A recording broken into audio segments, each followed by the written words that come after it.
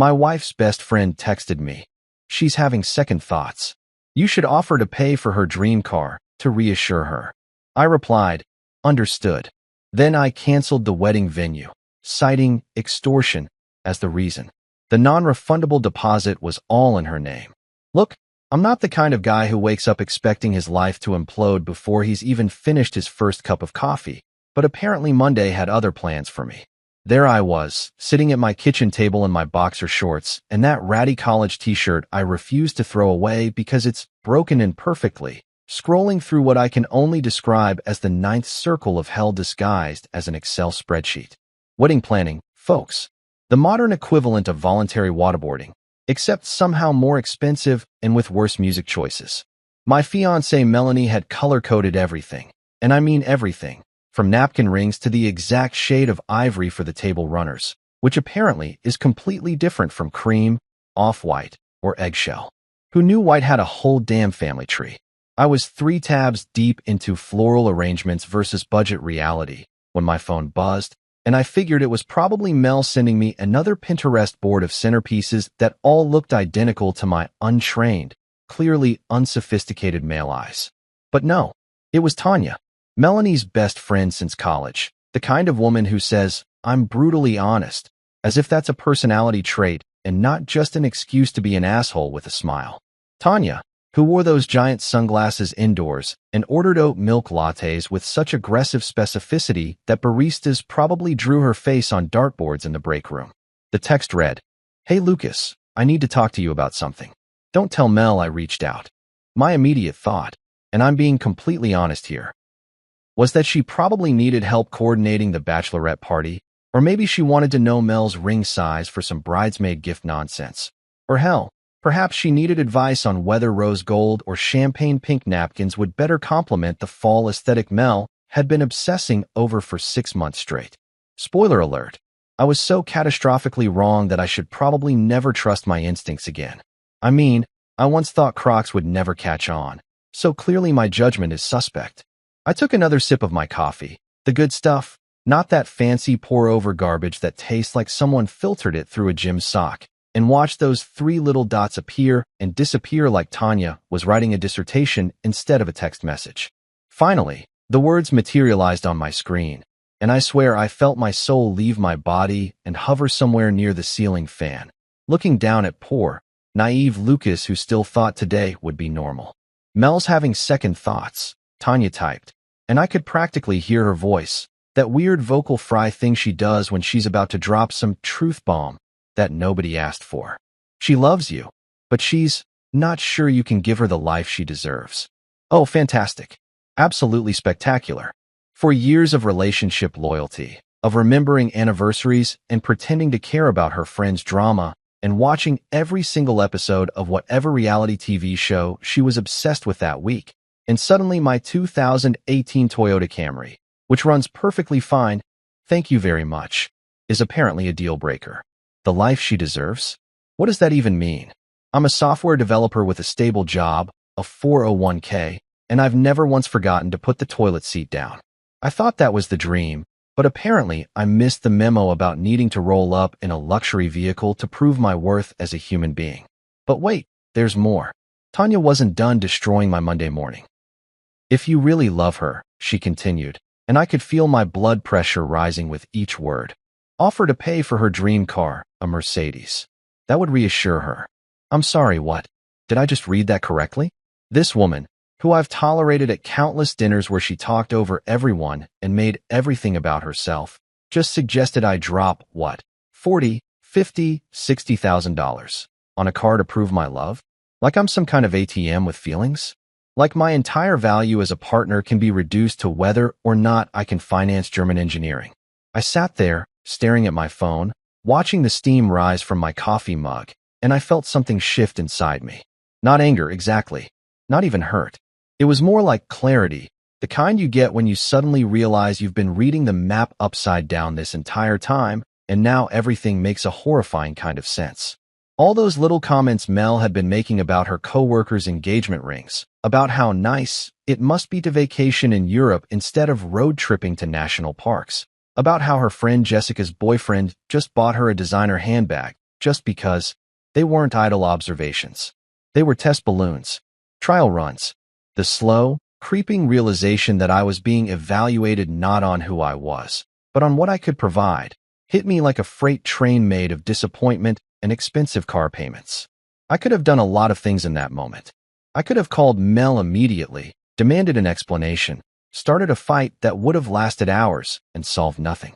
I could have confronted Tanya, told her to mind her own damn business and stay out of my relationship. I could have panicked, maybe even considered whether I should actually look into financing options for a Mercedes, because that's what people do when they're desperate to save something they've invested years into, right? They compromise. They bend. They pretend that financial extortion disguised as relationship advice is somehow normal. But instead, I did something that surprised even me.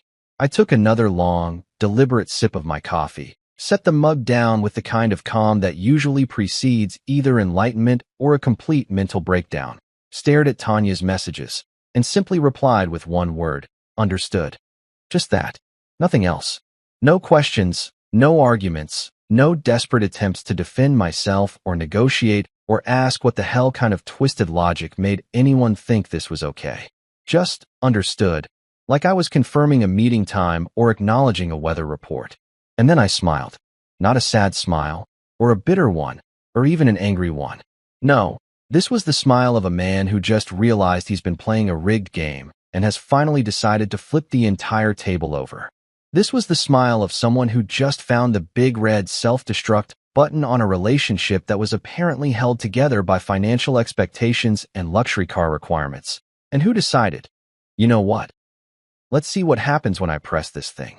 Because if 4 years of genuine love, partnership, and building a life together could be undermined by a text message suggesting I wasn't good enough without a Mercedes in the driveway, then maybe, just maybe, this whole wedding thing needed to be reevaluated. And by reevaluated, I mean burned to the ground and salt poured over the ashes. I finished my coffee, cracked my knuckles like I was about to write the world's most important email, and opened my contacts. Time to make some calls. Starting with the wedding venue. The wedding venue was first on my hit list, and let me tell you, there's something deeply satisfying about making a phone call when you know you're about to ruin someone's entire day with completely justified chaos. I dialed the number for Riverside Gardens, which, by the way, wasn't even near a river, just had a decorative fountain that looked like it came from a suburban shopping mall, and waded through their hold music, some classical piano garbage that was probably meant to sound elegant, but just made me want to stick forks in my ears. Finally, a chirpy voice answered, the kind of professionally fake cheerfulness that comes from years of dealing with stressed-out brides and their even more stressed-out credit cards. Riverside Gardens, this is Jennifer speaking. How may I help you create your perfect day? She sang, and I almost felt bad for what I was about to do. Almost. Hi, Jennifer. This is Lucas Rivers, I said, using my most professional, I'm definitely not about to blow up my entire life voice. I need to cancel our booking for October 21st. The pause that followed was so long, I actually checked to make sure the call hadn't dropped. Then came the gasp, this dramatic inhale like I'd just told her I was planning to sacrifice a goat on their decorative fountain. Oh no. Oh my goodness, why? Is everything okay? The deposit is non-refundable, you know. It's in the contract you signed. She was spiraling, and I got it. Someone canceling a wedding probably meant her commission was about to evaporate faster than my relationship apparently had. Please list the reason for cancellation as financial extortion concerns, I said, enunciating each word like I was teaching English as a second language to someone who really needed to understand the assignment. Dead silence. Not even breathing. I wondered if Jennifer had actually fainted and was lying on the floor of her tastefully decorated office surrounded by wedding brochures and shattered dreams. Excuse me, she finally managed, her voice climbing about 3 octaves into dog whistle territory. Could you repeat that? Oh, I could definitely repeat that. In fact, I was about to repeat it so many times today that it would become my personal mantra, my battle cry, my new favorite phrase to replace I love you in my daily vocabulary. Financial extortion concerns, I said again, slower this time, really savoring each syllable. That's financial, extortion. With AT, concerns. CUNCRNS. Would you like me to spell it again, or are we good? I could practically hear her brain short-circuiting through the phone, trying to figure out if this was some kind of prank or if she needed to call her manager or maybe the police. I'll make a note of that in your file, Mr. Rivers, she said, her cheerfulness completely demolished and replaced with the confused monotone of someone whose training manual definitely didn't cover this scenario. You'll receive a confirmation email within 24 hours. Perfect. One down, approximately 17 vendors to go. The caterer was next on my destruction tour, and this call was somehow even better because the guy who answered, Marco, with an accent that was definitely fake because I'd met him before and he was from New Jersey, actually tried to talk me out of it. But Lucas, my friend, we have prepared such a beautiful menu for you. The herb-crusted salmon, the vegetarian Wellington, the chocolate fountain. Yeah, Marco, the chocolate fountain that cost $800 and that Mel insisted we needed because her cousin had one at her wedding and apparently we were in some kind of culinary arms race I wasn't aware of. Marco, I appreciate the sales pitch, really, but I need to cancel. Reason, financial extortion concerns. He didn't even ask me to clarify, just sighed like he'd seen this movie before and knew how it ended. You young people and your drama, he muttered, which was rich coming from a guy who once called me in tears because the flower vendor delivered peonies instead of roses and it was going to ruin the aesthetic synergy of his table settings. I'll process the cancellation. You lose the deposit.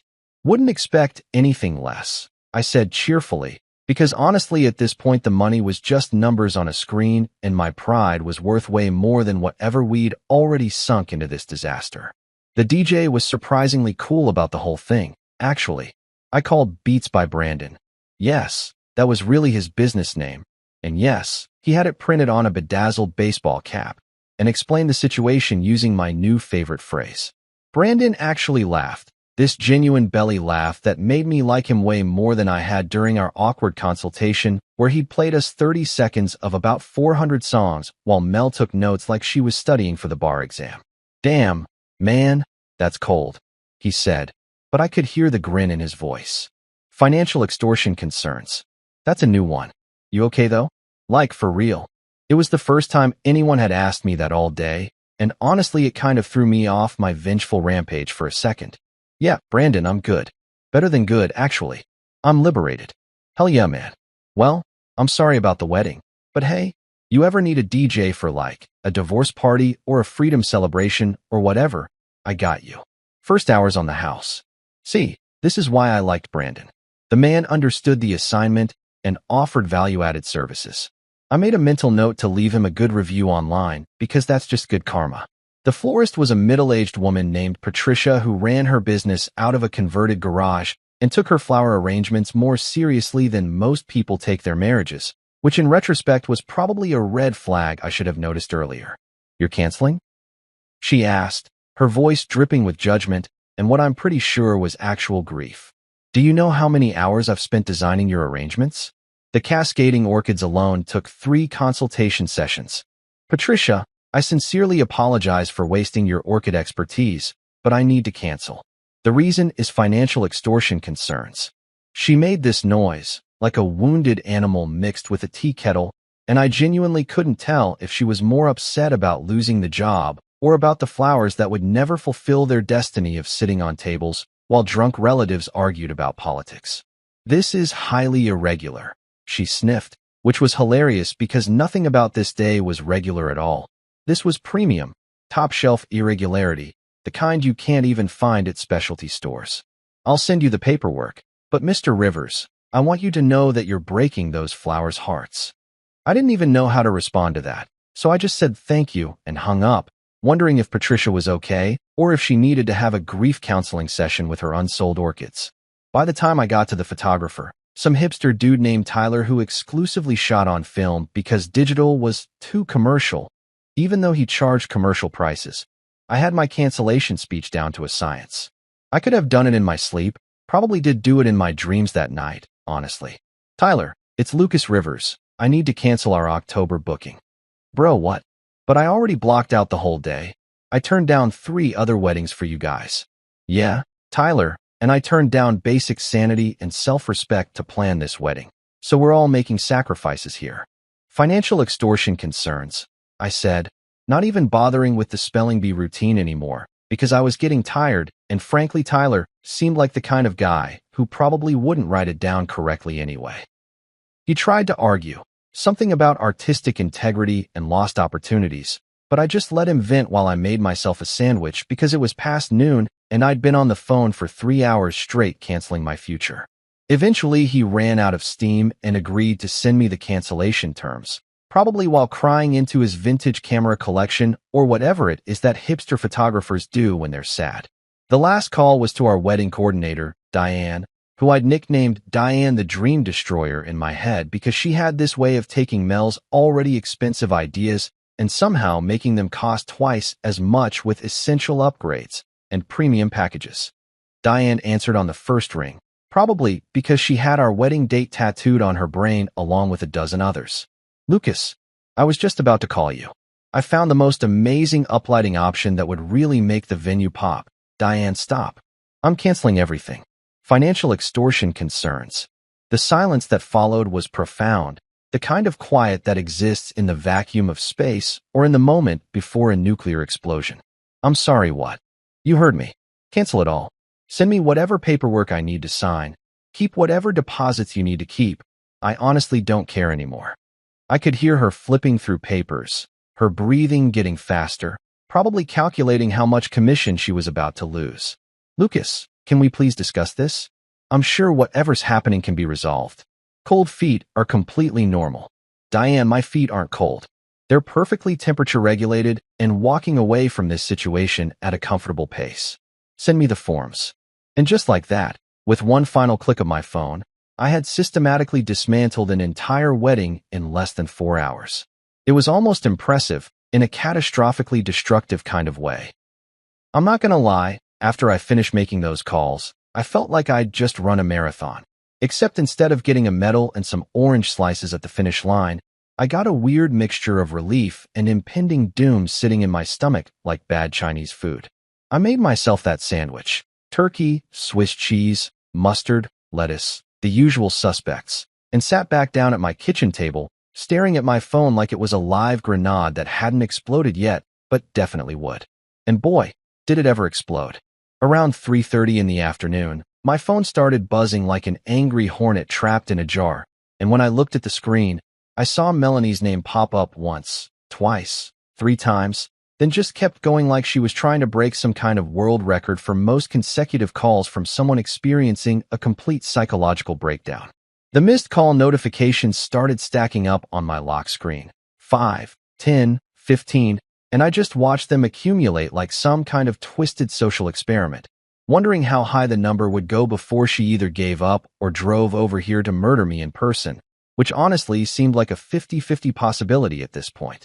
I didn't answer. Not a single one. I just sat there eating my sandwich, watching my phone light up over and over again like a very annoying Christmas tree, feeling weirdly calm about the whole situation. You know that feeling when you've made a decision that's probably going to nuke your entire life, but you're so convinced it's the right decision that you feel this zen-like peace? Yeah, that. I was a Buddhist monk. If Buddhist monks canceled weddings out of spite and ate turkey sandwiches while watching their phones have seizures. By the time I finished lunch, I had 42 missed calls. 42. That's not a typo. I counted them twice because I couldn't believe it myself. 42 attempts to reach me in the span of maybe 2 hours, which meant Mel was basically hitting redial every 3 minutes like her life depended on it, which I guess in her mind it kind of did, because her entire wedding had just evaporated faster than my patience for this whole situation. Then came the texts, and oh man, the texts were something special. They started out confused. Lucas, the venue just called me? What's going on? With multiple question marks, which is always a great sign that someone's holding onto their sanity by a thread. Then they escalated to panicked. Call me back right now. This isn't funny. Except it kind of was funny, in a dark comedy sort of way. Like watching a horror movie where you know the killer is behind the door, but the character keeps walking toward it anyway. Then we moved into full-blown hysteria territory. What did you do? In all caps. Because apparently we were yelling via text message now, which is the communication style of choice for people whose lives are imploding in real time. The venue called. They said you canceled everything. Well, yeah, Mel, that's generally what happens when you call venues and cancel things. It's not exactly a mystery. What the hell is financial extortion? And there it was, the question I'd been waiting for. The moment she had to confront the actual reason instead of just freaking out about the consequences. I ignored every single message, scrolling through them with the detached interest of someone reading a moderately entertaining novel about someone else's drama. Each text got progressively more desperate, more frantic, more convinced that this was somehow a misunderstanding or a mistake or maybe a prank that had gone way too far. Lucas, please, we need to talk about this like adults. Which was rich, considering the adult thing to do probably would have been to not let your best friend text your fiancé demanding he buy you a luxury car to prove his love. But hey, what do I know about adult behavior? I'm just the guy who actually canceled a wedding instead of pretending everything was fine while secretly resenting my partner for treating me like a human ATM with commitment issues. My phone kept buzzing, kept lighting up, kept demanding my attention like a needy toddler who just discovered that pulling the cat's tail gets a reaction. But I was committed to my strategy now. Radio silence, the ultimate power move, the thing that drives people absolutely insane because there's no argument to have, no explanation to demand, just the vast, echoing void of someone refusing to engage. Around 6 p.m., after the text had slowed down to a steady drip of desperation instead of a full-on flood, I got the message that confirmed everything I'd suspected. If this is about Tanya, I can explain. Bingo.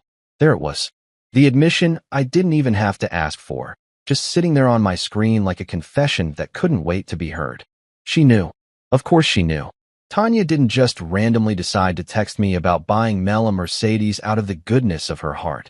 This was coordinated, planned, probably discussed over multiple brunches with overpriced mimosas while they laughed about how easily I could be manipulated into proving my worth through expensive purchases. The I can explain part was especially hilarious because what possible explanation could there be? Oh, sorry, Lucas. I forgot to mention that my best friend was going to financially extort you on my behalf. My bad, silly me. Yeah, that definitely makes everything better. I stared at that text for a solid 5 minutes, watching the read receipt tell Mel that I'd seen it, imagining her on the other end watching those 3 dots appear and disappear as I typed and deleted various responses, probably losing her mind wondering what I was going to say. But I didn't say anything. I just left her on read, which is the digital equivalent of walking away from someone mid-conversation, and honestly, it felt amazing. Petty? Absolutely. Immature? Probably. Justified? 100%. She could sit there and stew in her own anxiety, wondering what I was thinking, what I was planning, whether I was going to forgive her or dump her or show up at her apartment with a mariachi band and a PowerPoint presentation about why she was wrong. The not knowing was the punishment, way more effective than any angry speech I could have given or any argument we could have had where she'd just cry and make excuses and somehow turn herself into the victim of the situation she literally created. My phone finally stopped buzzing around 7:30, after one final text that just said, please, with no context, no follow-up. Just that one word hanging there like a white flag in a war she didn't even realize she'd started. I made myself dinner. Pasta, Jared sauce. Nothing fancy because I'm a single dude who can barely cook and I'd just canceled my wedding so frozen meatballs seemed appropriate for the occasion. And tried to watch some TV, but honestly, I couldn't focus on anything because my brain was running through every possible scenario of what was going to happen next. Would Mel show up at my apartment? Would she send someone else to plead her case? Would she try to fix this, or would she just write me off as crazy and move on? Part of me felt bad. I'm not gonna lie. 4 years is a long time to be with someone, to build a life with someone, to plan a future with someone. And throwing all of that away over a text message about a car seemed extreme when I thought about it rationally. But then I remembered that it wasn't really about the car, was it? The car was just the symptom of a bigger disease, the final piece of evidence in a case I'd been unconsciously building for months.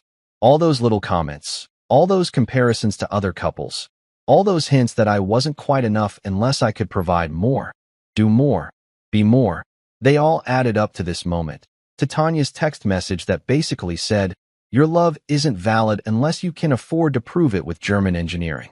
And once you see that pattern, you can't unsee it. It's like one of those optical illusions where once someone points out the hidden image, you can't figure out how you ever missed it in the first place. So no, I didn't feel that bad. Mostly I felt tired and weirdly free, like I'd been carrying around this heavy backpack full of expectations and obligations, and now I'd just dropped it on the side of the road and walked away. My apartment felt different that night. Quieter, but not in a lonely way. More like peaceful, like the silence after a storm passes and you can finally hear yourself think again. I looked around at all the wedding planning crap still scattered on my table. The spreadsheets, the vendor contracts, the color swatches that all looked identical, and just swept it all into a trash bag, watching 4 years of relationship milestones and 1 year of engagement anxiety disappear into black plastic. Tomorrow I'd probably have to deal with more calls, more texts, more people demanding explanations and trying to fix what I'd deliberately broken. But tonight I was just going to sit here with my mediocre pasta and my paid-off Camry and my intact sense of self-worth. And honestly, that felt like more than enough. The next morning, I woke up to 17 new text messages, 6 voicemails, and the distinct feeling that my life had become one of those reality TV shows where everything is on fire and someone's always crying in a confessional booth. But the real surprise came around 9 a.m. when my phone rang with a number I recognized immediately. Linda, Mel's mom. The woman who had spent the last year telling me I was such a catch and the best thing that ever happened to her daughter, and who apparently now needed to have a chat about why I'd just torpedoed said daughter's entire wedding. I considered not answering, continuing my very successful strategy of pretending the entire world didn't exist, but Linda had always been decent to me, and honestly, she was probably the only person in Mel's family who might actually listen to reason instead of just screaming about deposits and ruined dreams. So I answered, bracing myself for either a guilt trip that would make a Catholic grandmother proud, or possibly just more yelling, because that seemed to be the theme of my week. Lucas, what is going on? Melanie is hysterical. Linda's voice came through the phone, not angry exactly, but definitely stressed in that way moms get when their kids are losing their minds, and they're trying to figure out who to blame. She's been crying for hours. She won't eat. She won't talk to anyone except to say you canceled everything, and she doesn't understand why. Yeah, I bet she doesn't understand why. Or at least that's the story she's selling, conveniently leaving out the part where her best friend tried to shake me down for a luxury vehicle like some kind of upscale mob operation.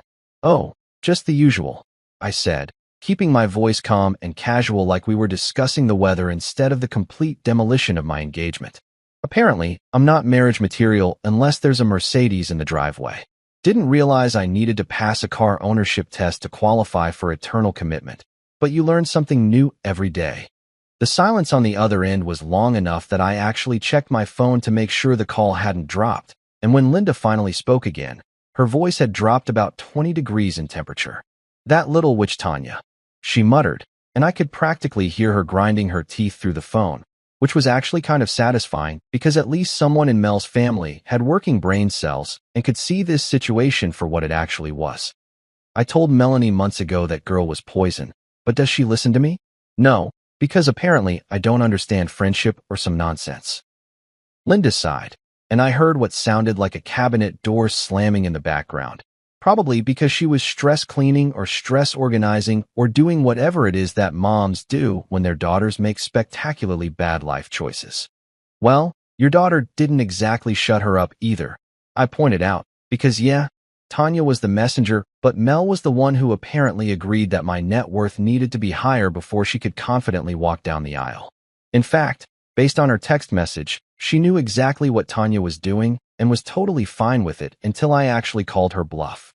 Linda made this noise that was half sigh, half groan, the universal sound of parents everywhere realizing their children are idiots and there's nothing they can do about it.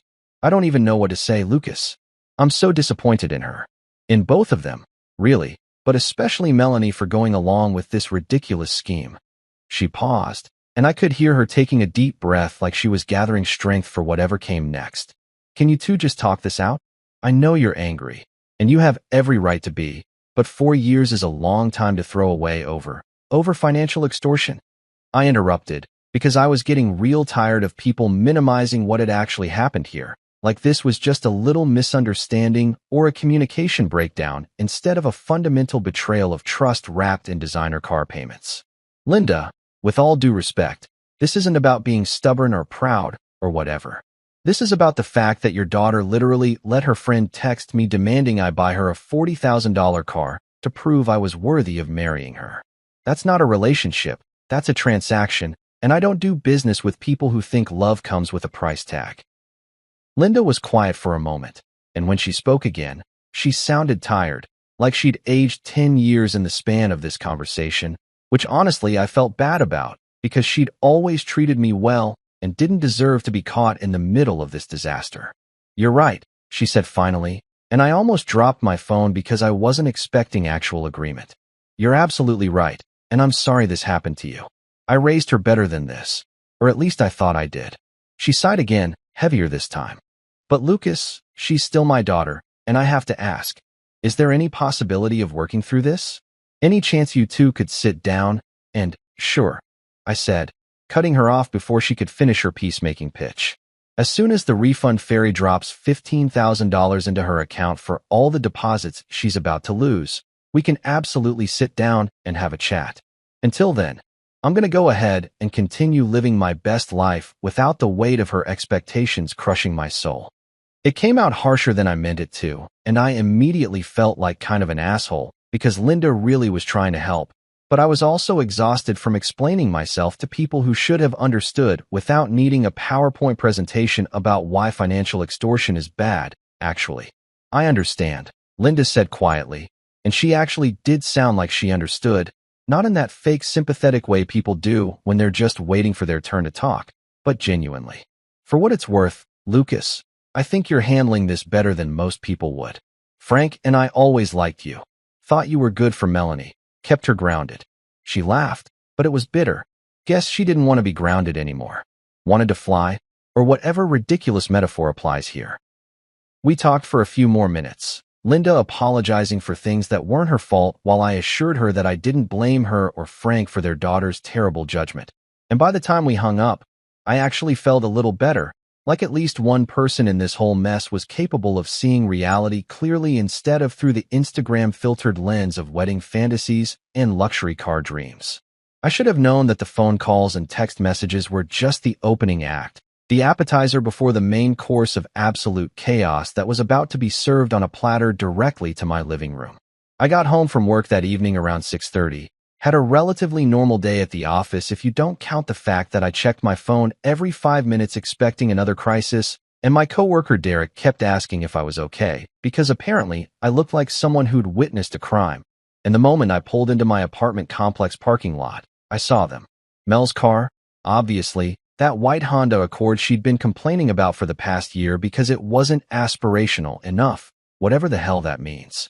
But also Tanya's obnoxious silver Lexus that she definitely couldn't afford based on her job as a social media manager for a local boutique, which meant she was probably drowning in car payments while lecturing other people about financial priorities. And then there was another car I recognized as belonging to Amber, Mel's sister. And holy crap, was that Linda's SUV too? This wasn't just a confrontation. This was a full-scale intervention, an ambush, a carefully coordinated attack that probably required a group chat and a battle plan. For a second, I seriously considered just driving away, maybe going to Tom's place or literally anywhere else on planet Earth. But then I remembered that this was my apartment, I paid rent here, and I'd be damned if I was going to let a committee of people who were wrong about everything chase me out of my own home. So I parked my trusty Camry, which had never once demanded I prove my love through expensive purchases, by the way, just needed oil changes and gas like a reasonable vehicle, and walked up to my front door with the confidence of a man who had absolutely nothing to lose because he'd already lost it all on purpose. I unlocked the door and walked into what can only be described as the world's most uncomfortable intervention setup, with Mel sitting on my couch looking like she'd been crying for 3 days straight, her eyes all red and puffy, mascara smudged in that way that's supposed to make you feel guilty, but honestly just made me think she should invest in waterproof makeup. Tanya was perched on the arm of the couch like some kind of designer gargoyle, wearing sunglasses indoors because of course she was, probably thinking it made her look mysterious and cool instead of like someone trying to hide a hangover at a funeral. Amber was standing by the window with her arms crossed, already looking judgmental before I'd even said a word, and Linda was sitting in my recliner, my favorite chair, the audacity, with her hands folded in her lap, like she was about to moderate a United Nations peace summit instead of a breakup that her daughter had caused through her own spectacular lack of judgment. The energy in the room was so thick you could cut it with a knife. That specific tension that exists right before someone says something they can't take back or throws something expensive at someone's head, and I just stood there in my own doorway, holding my work bag, looking at this collection of people who'd invaded my space to tell me I was wrong for having self-respect. Lucas, Mel started, and her voice cracked immediately, which was probably strategic because she knew I had a hard time seeing her cry, except this time I'd built up an immunity through sheer spite and righteous anger. How could you humiliate me like this? Do you have any idea what people are saying? What everyone thinks? And there it was, the real issue. Not that she'd tried to extort me, or that she'd been planning this with Tanya, or that she'd fundamentally misunderstood what a relationship should be, but that people were talking about her, that her reputation had taken a hit, that the gossip mill was grinding her up and spitting her out.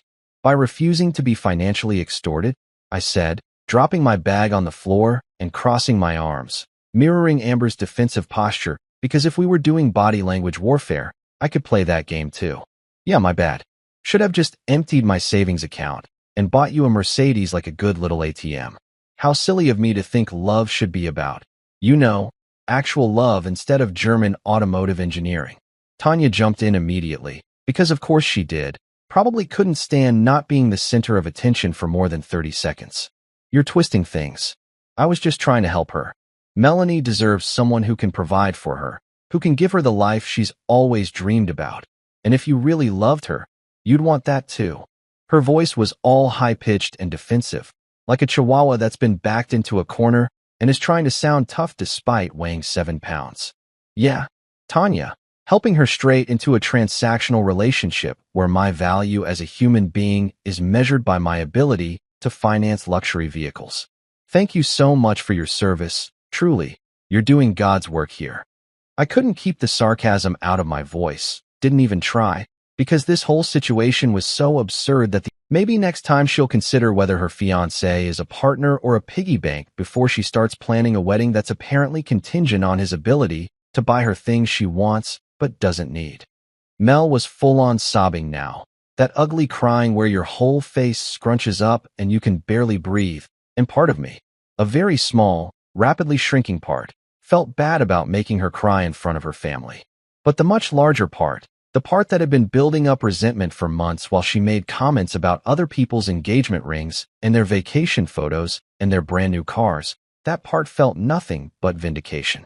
I never said buy me a car. Mel managed to gasp out between sobs, and I actually laughed, which probably made me look like a villain in everyone else's eyes, but I genuinely couldn't help it because the audacity of that statement was just too much. Right, you're absolutely correct. You never explicitly said the words, Lucas, buy me a car. I said, using my most condescending voice, the one I reserve for explaining obvious things to people who are being deliberately obtuse. You just let your best friend text me on your behalf demanding exactly that, and then when I canceled the wedding, you texted me saying, if this is about Tanya, I can explain, which means you knew, Mel. You knew what she was doing, you probably encouraged it, and you only have a problem with it now because I actually called your bluff instead of falling in line like you expected. Tanya stood up, her sunglasses sliding down her nose in what would have been a dramatic moment if it wasn't so completely ridiculous. This is insane. You're being completely unreasonable. Melanie loves you. She's always loved you. And you're throwing away 4 years over pride. Pride. That's what they thought this was about.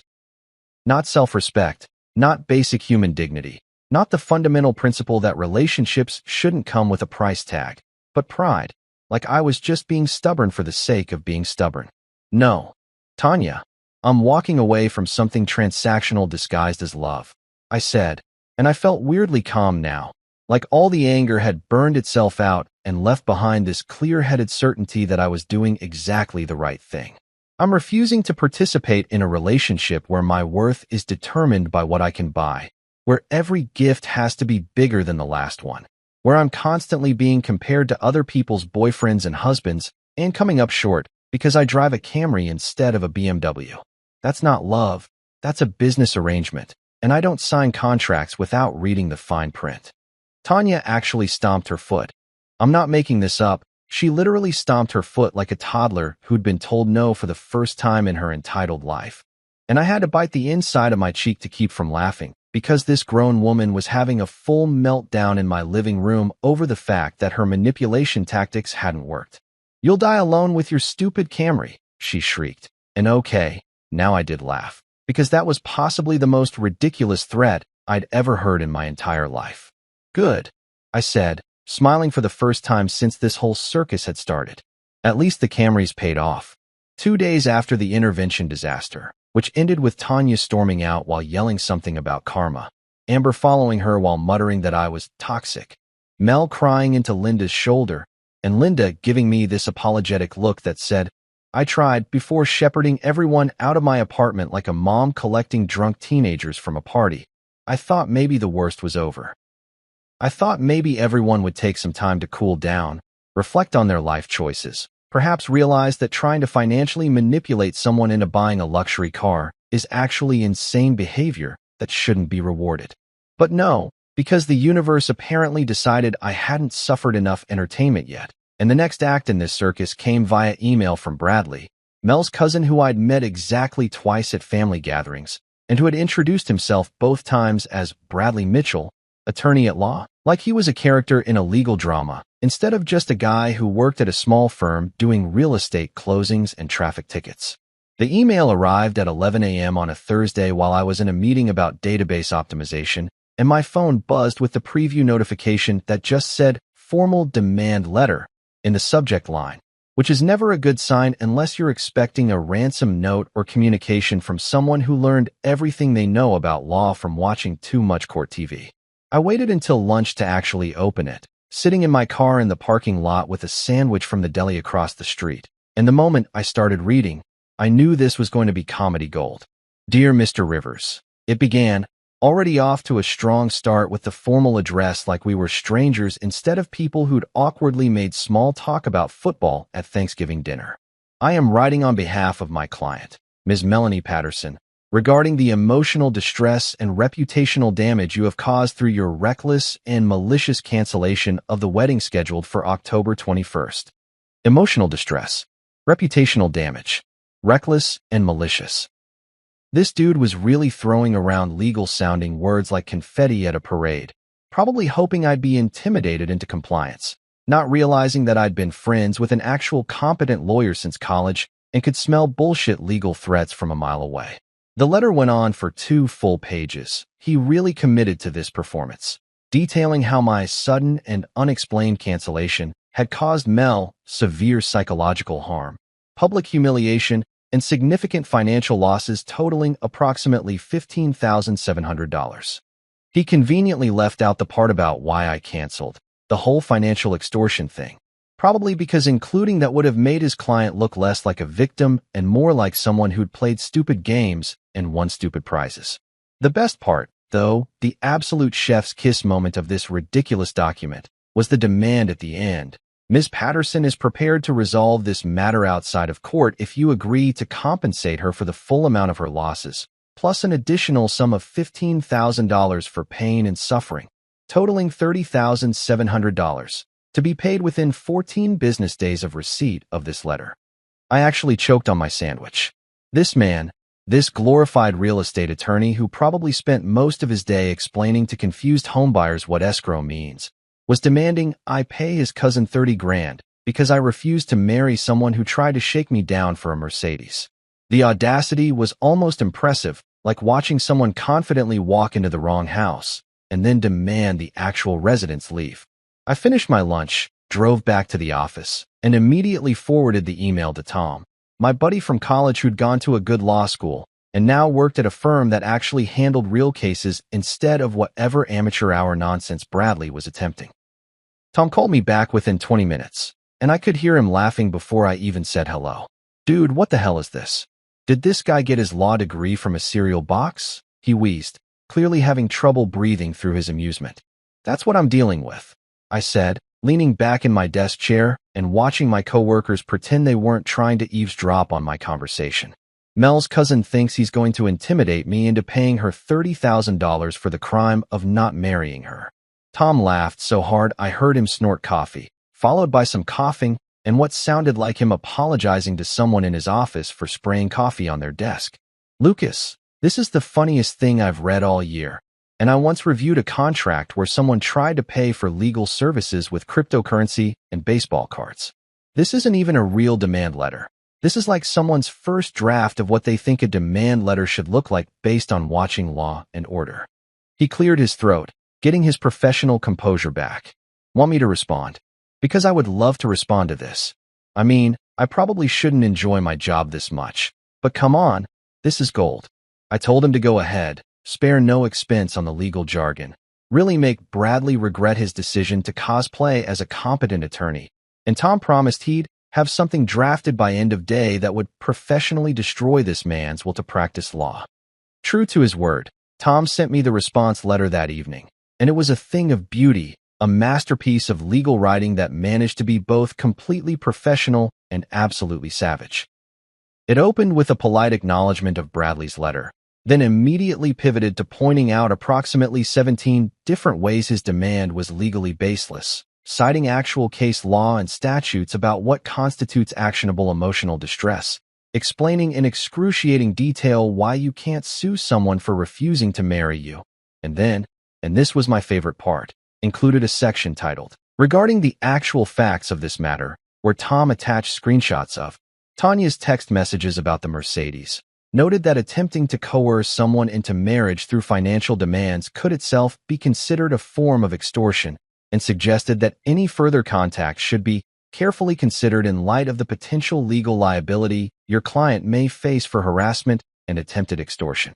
The letter concluded with a statement that any additional communication should be directed to Tom's office, and that continued harassment will result in immediate legal action, which is lawyer speak for try me and find out what happens. Tom signed it with his full credentials, his firm's letterhead making it clear that this wasn't some cousin doing a favor, but an actual attorney who knew exactly what he was doing and had the resources to back it up. I forwarded the response to Bradley's email address and then did something I'm not entirely proud of, but don't regret even a little bit. I sat on my couch with a beer and waited to see how long it would take for him to realize he'd just been professionally demolished. The answer was 43 minutes. 43 minutes before my phone buzzed with an email from Bradley that just said, "Matter resolved, no further action will be taken," with none of the formal language or legal posturing from his original letter. Just a quick retreat from someone who'd just learned that pretending to be a tough lawyer on behalf of your cousin is a lot less fun when you run into someone who actually knows what they're doing. I didn't respond, just deleted the email and finished my beer, feeling more satisfied than I had in days.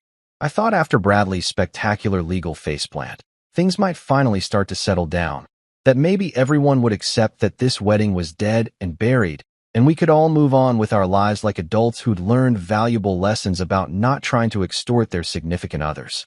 But apparently the universe wasn't done with me yet, because 3 days later I got a call from Frank, Mel's dad, and my stomach immediately dropped because Frank was the one person in this entire family that I actually respected and genuinely liked. Frank was this quiet, no-nonsense guy who worked in construction management, drove a 15-year-old Ford F-150 that he maintained himself, and had never once in the 4 years I'd known him made me feel like I needed to be anything other than exactly who I was. He didn't care that I wasn't rich, didn't comment on my car or my apartment or my career trajectory, just treated me like a person instead of a potential investment opportunity. So when I saw his name pop up on my phone, I felt this weird combination of dread and hope, like maybe he was calling to yell at me, but also maybe he was the one person who might actually understand what had happened without me needing to explain it 17 different ways. "Lucas," he said when I answered, his voice gravelly in that way it gets from years of shouting over construction equipment and probably too many cigars on the weekends. "I'm not here to convince you to get back together with Melanie or tell you you're making a mistake or any of that nonsense. I just want to know what really happened. Linda told me her version, Mel told me hers, but I want to hear it from you." So I told him everything. The text from Tanya about the Mercedes, the demand that I prove my love through expensive purchases, the way Mel's text confirmed she knew what was happening, all of it. I didn't editorialize or add dramatic flair, just laid out the facts like I was giving a deposition, and Frank listened without interrupting once, which is more than I could say for literally anyone else in his family. When I finished, there was this long silence on the other end, and I could hear him breathing, probably processing the information, maybe wondering how his daughter had turned into someone who thought love could be measured in German luxury vehicles and leather seat upgrades. "Good Lord," he finally said, and he sounded tired, like someone who'd just discovered their basement was flooded and they didn't have insurance. "She really asked for a Mercedes?" Through Tanya, the disbelief in his voice was almost comforting, confirmation that I wasn't crazy for thinking this was insane behavior. "Yep," I said, popping the P sound because honestly what else was there to say? Deluxe Model 2, apparently. Because if you're going to financially extort someone, might as well go big or go home, right? Leather seats equal emotional security, or so I'm told. Frank made this sound that was half laugh, half groan, the noise of a man who'd spent years building a life and raising a daughter only to discover she'd somehow internalized the worst values of Instagram culture and materialism despite his best efforts.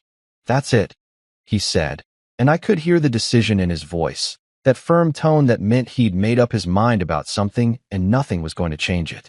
"I'm pulling my contribution. I told Linda I'd pay for half the wedding. Gave Melanie a check for $12,000 last month for the deposits and the dress and whatever else she needed. But that money was for a marriage, Lucas, not a transaction. Not this, whatever this turned into." I didn't know what to say to that. Part of me felt vindicated, like finally someone in Mel's family was holding her accountable for her choices instead of just blaming me for refusing to play along. But another part of me felt guilty because Frank's money was now gone, vaporized by his daughter's poor judgment and my decision to burn everything down rather than compromise my self-respect. "Frank, I'm sorry it came to this," I said, because even though I wasn't sorry about canceling the wedding, I was sorry that he was caught in the fallout. "You've always been good to me, treated me like family, and I hate that your money got wasted on this disaster." Frank sighed, and I heard what sounded like him settling into his favorite chair, that old recliner in his garage where he'd go to escape family drama and drink beer while pretending to organize tools. "Don't apologize for having standards, son. That money's gone. Yeah, but better to lose 12 grand now than watch you be miserable for the next 40 years because you married someone who sees you as a wallet with legs." He paused, and when he spoke again, his voice was quieter, more reflective. "You know what my dad told me when I got married? He said, 'Love builds wealth, flash burns it.' Took me years to understand what he meant, but now I get it. Love builds wealth, flash burns it." That line hit me like a truck carrying profound wisdom and uncomfortable truths, because that's exactly what had happened here, wasn't it? Mel had been so focused on the flash, the wedding, the ring, the car she didn't have, the life she thought she deserved, that she'd completely missed the actual wealth we could have built together.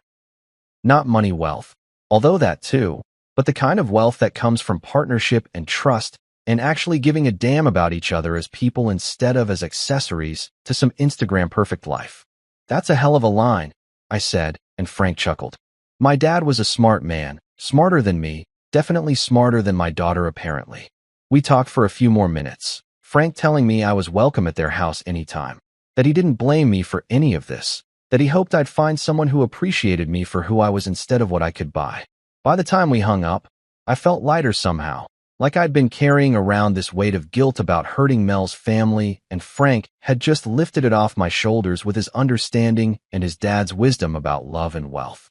I sat there in my apartment, staring at my phone, thinking about flash versus substance, about relationships built on expectations versus ones built on actual connection, and I realized that losing Mel wasn't the tragedy everyone was making it out to be. The real tragedy would have been marrying her, spending decades trying to meet standards that would always move just out of reach, watching my bank account drain while my soul slowly died from the effort of being someone I wasn't. Frank got it. His dad had gotten it. And now, finally, I was starting to get it too. I made it exactly 5 more days before the drama found a new, more creative way to ruin my life. Because apparently canceling a wedding, surviving a family intervention, and getting threatened with a bogus lawsuit wasn't enough chaos for 1 month. I was sitting at my desk on a Tuesday afternoon, actually having a decent day for once, working on some code that was cooperating for a change and not throwing random errors like it usually did, when I got a call from HR. Now, getting called to HR is never good, even if you haven't done anything wrong, because there's something about that department that makes everyone feel guilty just for existing. Like you're being called to the principal's office, except the principal can fire you and ruin your health insurance. I walked down to the third floor, trying to remember if I'd done anything that could possibly be construed as a fireable offense, coming up blank because I'm pretty boring as employees go. I show up on time, do my work, don't steal office supplies or harass people, or do any of the normal things that get you sent to HR for a come-to-Jesus conversation. Margaret from HR was waiting for me in one of those small conference rooms that somehow always smell like stale coffee and broken dreams, and she had her laptop open with this expression on her face that I couldn't quite read, somewhere between concerned and confused, like she'd been asked to investigate a crime, but wasn't entirely sure a crime had actually occurred. "Lucas, thanks for coming down," she said, gesturing for me to sit in the chair across from her, which I did while trying to keep my heart rate under control, because my body was convinced I was about to be fired even though my brain knew I hadn't done anything wrong. "We received some concerning messages on our company Facebook page this morning, and I need to ask you about them." She turned her laptop around so I could see the screen, and there it was, 3 separate comments on our company's most recent post about some charity event we'd sponsored, all from an account with a blonde woman's profile picture that I recognized immediately even though the name was different. Melissa Patterson instead of Melanie. Real subtle there, Mel. The comments were works of fiction, really, creative writing that would have been impressive if they weren't actively trying to destroy my reputation and possibly get me fired. "Lucas Rivers, who works in your IT department, is financially abusive and manipulative.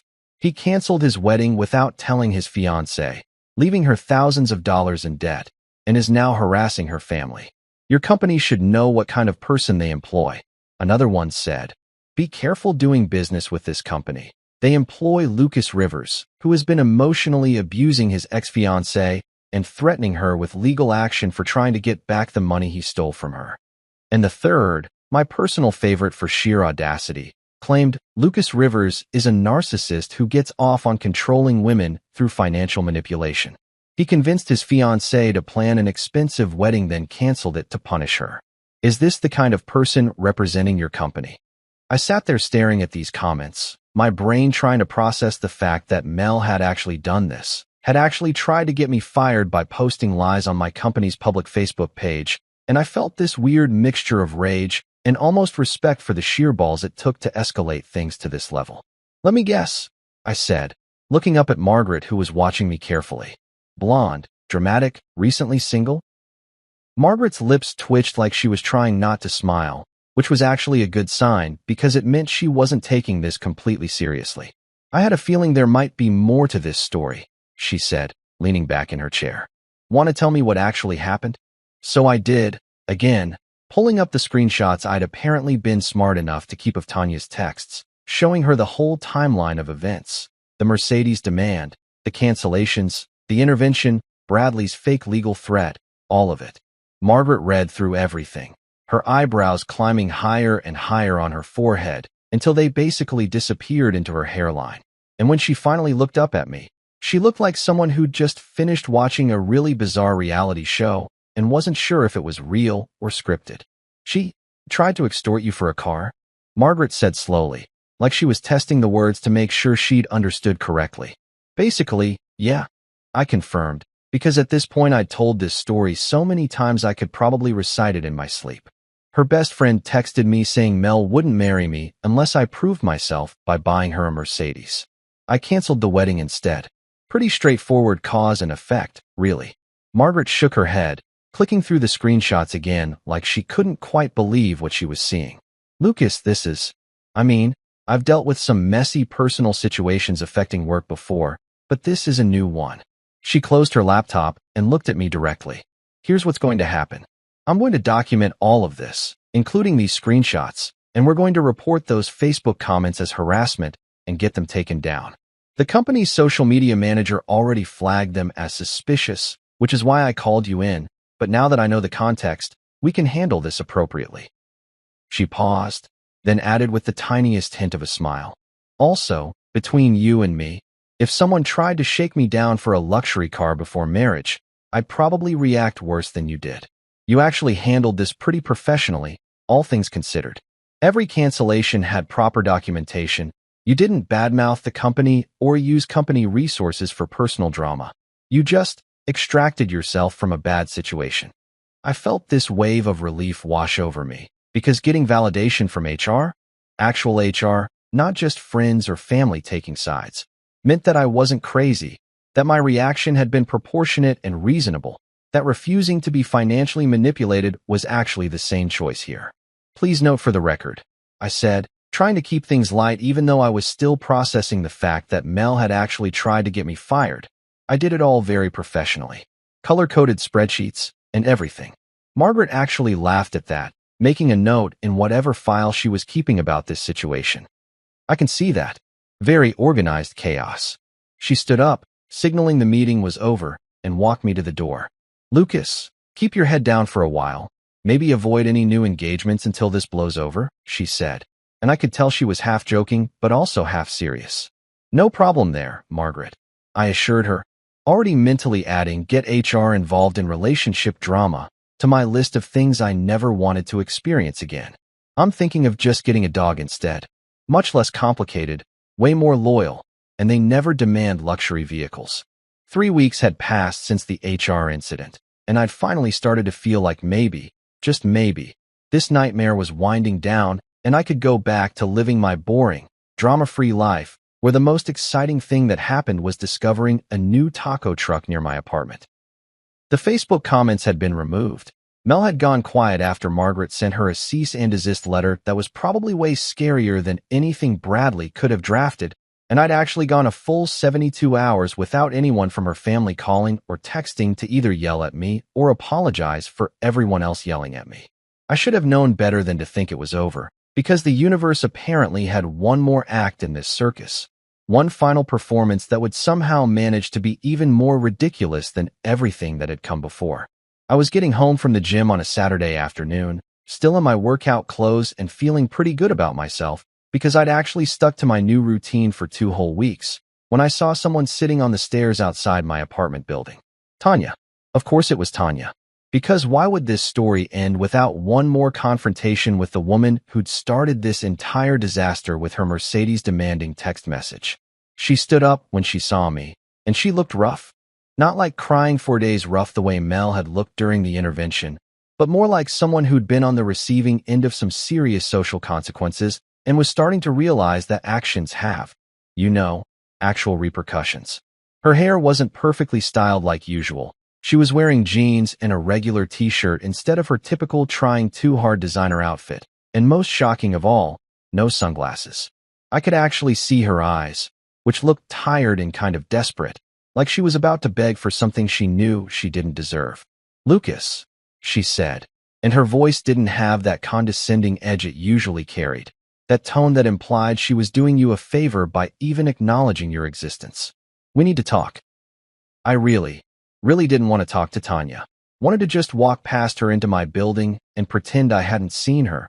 But curiosity got the better of me because I genuinely couldn't imagine what she could possibly have left to say at this point. Make it quick, Tanya, I said, not moving from where I was standing on the sidewalk, making it clear that she wasn't invited inside, and this conversation was going to happen right here in public where hopefully she wouldn't cause too much of a scene. You're throwing away something beautiful over pride, she said, and apparently we were starting with the same tired arguments that hadn't worked 3 weeks ago and definitely weren't going to work now.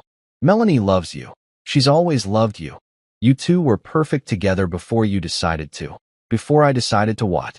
I interrupted, because I was not about to let her rewrite history and make me the villain in a story where she'd literally tried to shake me down for a car. Before I decided I didn't want to be in a transactional relationship where my value as a human being was measured by my ability to buy expensive things. Before I realized that being asked to prove my love through financing a Mercedes was actually insane behavior that I shouldn't tolerate. Which part exactly should I have handled differently, Tanya? She looked frustrated, like she couldn't understand why her manipulation tactics weren't working, why I wasn't falling for the same guilt trips and emotional appeals that probably worked on other people in her life. You're being deliberately obtuse, she snapped. And there was the real Tanya. the one who couldn't maintain the desperate friend act for more than 2 minutes. This isn't about the car. It's about showing Melanie that you're committed, that you're willing to invest in your future together. No, Tanya, I'm walking away from something transactional disguised as love, I said, echoing what I'd told her during the intervention because apparently she needed to hear it again. I'm refusing to participate in a relationship where my worth is determined by what I can buy, where every gift has to be bigger than the last one, where I'm constantly being evaluated against some imaginary standard of success that has nothing to do with actual happiness or partnership. That's not love. That's a business arrangement, and I don't sign contracts that are designed to screw me over.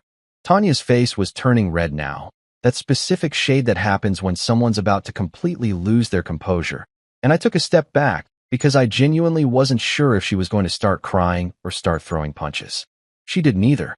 Instead, she stomped her foot, again, like she'd learned all her confrontation techniques from watching toddlers at the grocery store, and yelled, "You'll die alone with your stupid Camry," which was, hands down, still the most ridiculous threat anyone had ever directed at me, and I'd been threatened with a fake lawsuit and public defamation, so that was saying something. "Good," I said, and I smiled at her, a real genuine smile because the absurdity of this moment had finally broken through my anger and landed squarely in comedy territory. At least the Camrys paid off. I turned and walked into my building, leaving Tanya standing there on the sidewalk, probably trying to figure out why her dramatic exit line hadn't landed the way she'd planned. I didn't look back, just kept walking up the stairs to my apartment, and by the time I got inside and locked the door behind me, I was actually laughing. The whole thing was so stupid, so unnecessarily dramatic, so perfectly encapsulated by Tanya's threat about dying alone with my reliable, fuel-efficient vehicle that I couldn't help but see the humor in it. I'd dodged a bullet, or more accurately, I'd seen the bullet coming and actively jumped out of the way.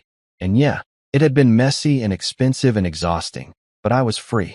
Free from the expectations, free from the constant comparisons, free from the nagging feeling that I would never be enough no matter what I did or bought or achieved. 2 months after everything imploded, I was sitting in my favorite coffee shop, the local one with the mismatched furniture and the barista who knew my order without asking. Not some overpriced chain where they spell your name wrong on purpose for Instagram engagement. When I finally took stock of where my life had ended up after the great wedding cancellation of whatever year this was, because honestly time had become kind of blurry during the chaos.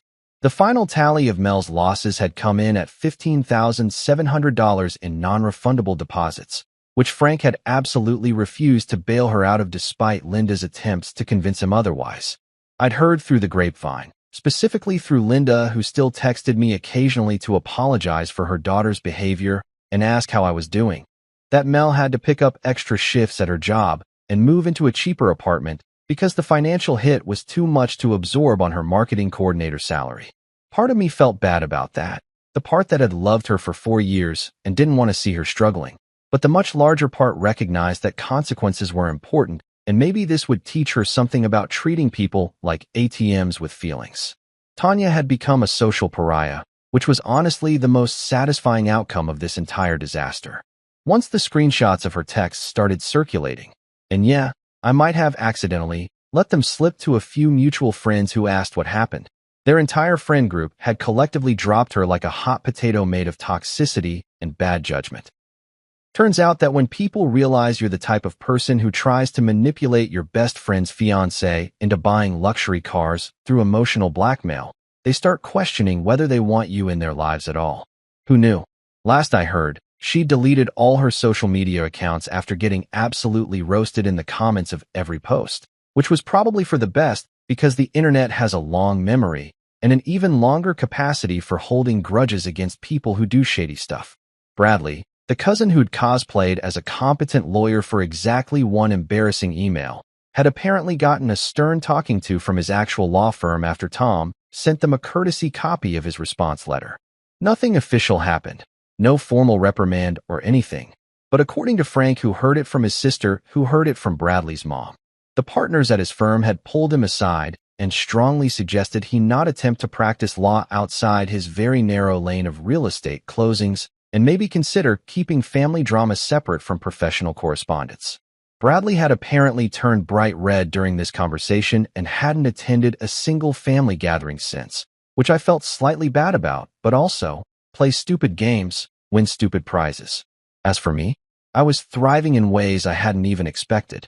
My bank account was healthier than it had been in years because I wasn't constantly trying to keep up with Mel's expectations for gifts and experiences and the general lifestyle inflation that comes with dating someone who measures love in price tags. My stress levels had dropped so dramatically that my doctor actually commented on my blood pressure at my annual checkup, asking what I'd changed in my life, and I told him I canceled a wedding, and he just nodded like that made perfect sense.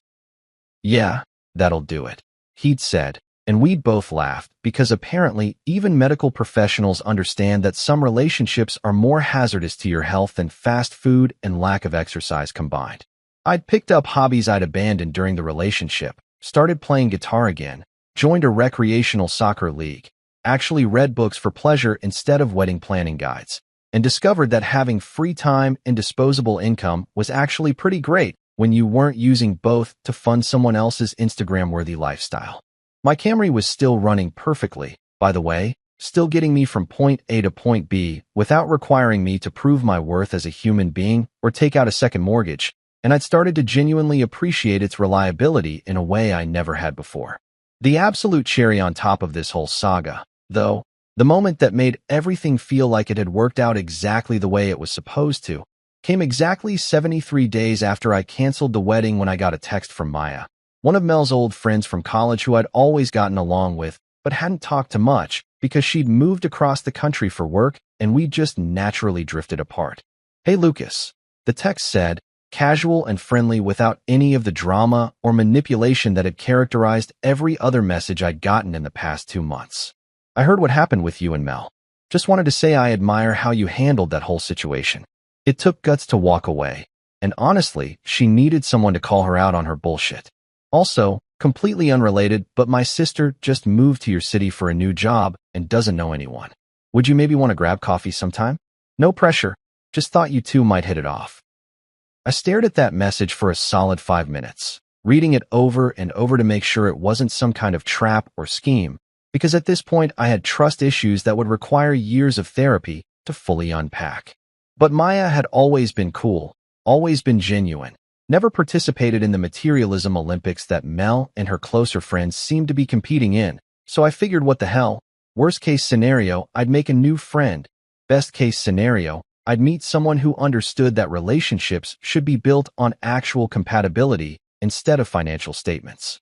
We met for coffee at my favorite local place, not some fancy spot where a latte costs more than my car payment, and Maya's sister Rachel showed up wearing jeans and a college hoodie, driving a Honda Civic that looked about as old as my Camry, and the first thing she said when she sat down was, "I hope you don't mind, but Maya told me the whole story about your ex and the Mercedes thing. And I just want you to know that's the most insane thing I've ever heard, and you absolutely made the right call."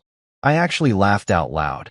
This genuine surprised laugh that came from relief and the sheer absurdity of starting a potential friendship or whatever this was with a conversation about my failed engagement and my ex's car demands. "Thanks," I said, and I meant it, because having someone immediately validate that I wasn't crazy for my reaction was still somehow novel and appreciated. "It's been a wild few months, not gonna lie." Rachel smiled, pulled out her phone, and showed me something that made me almost spit out my coffee.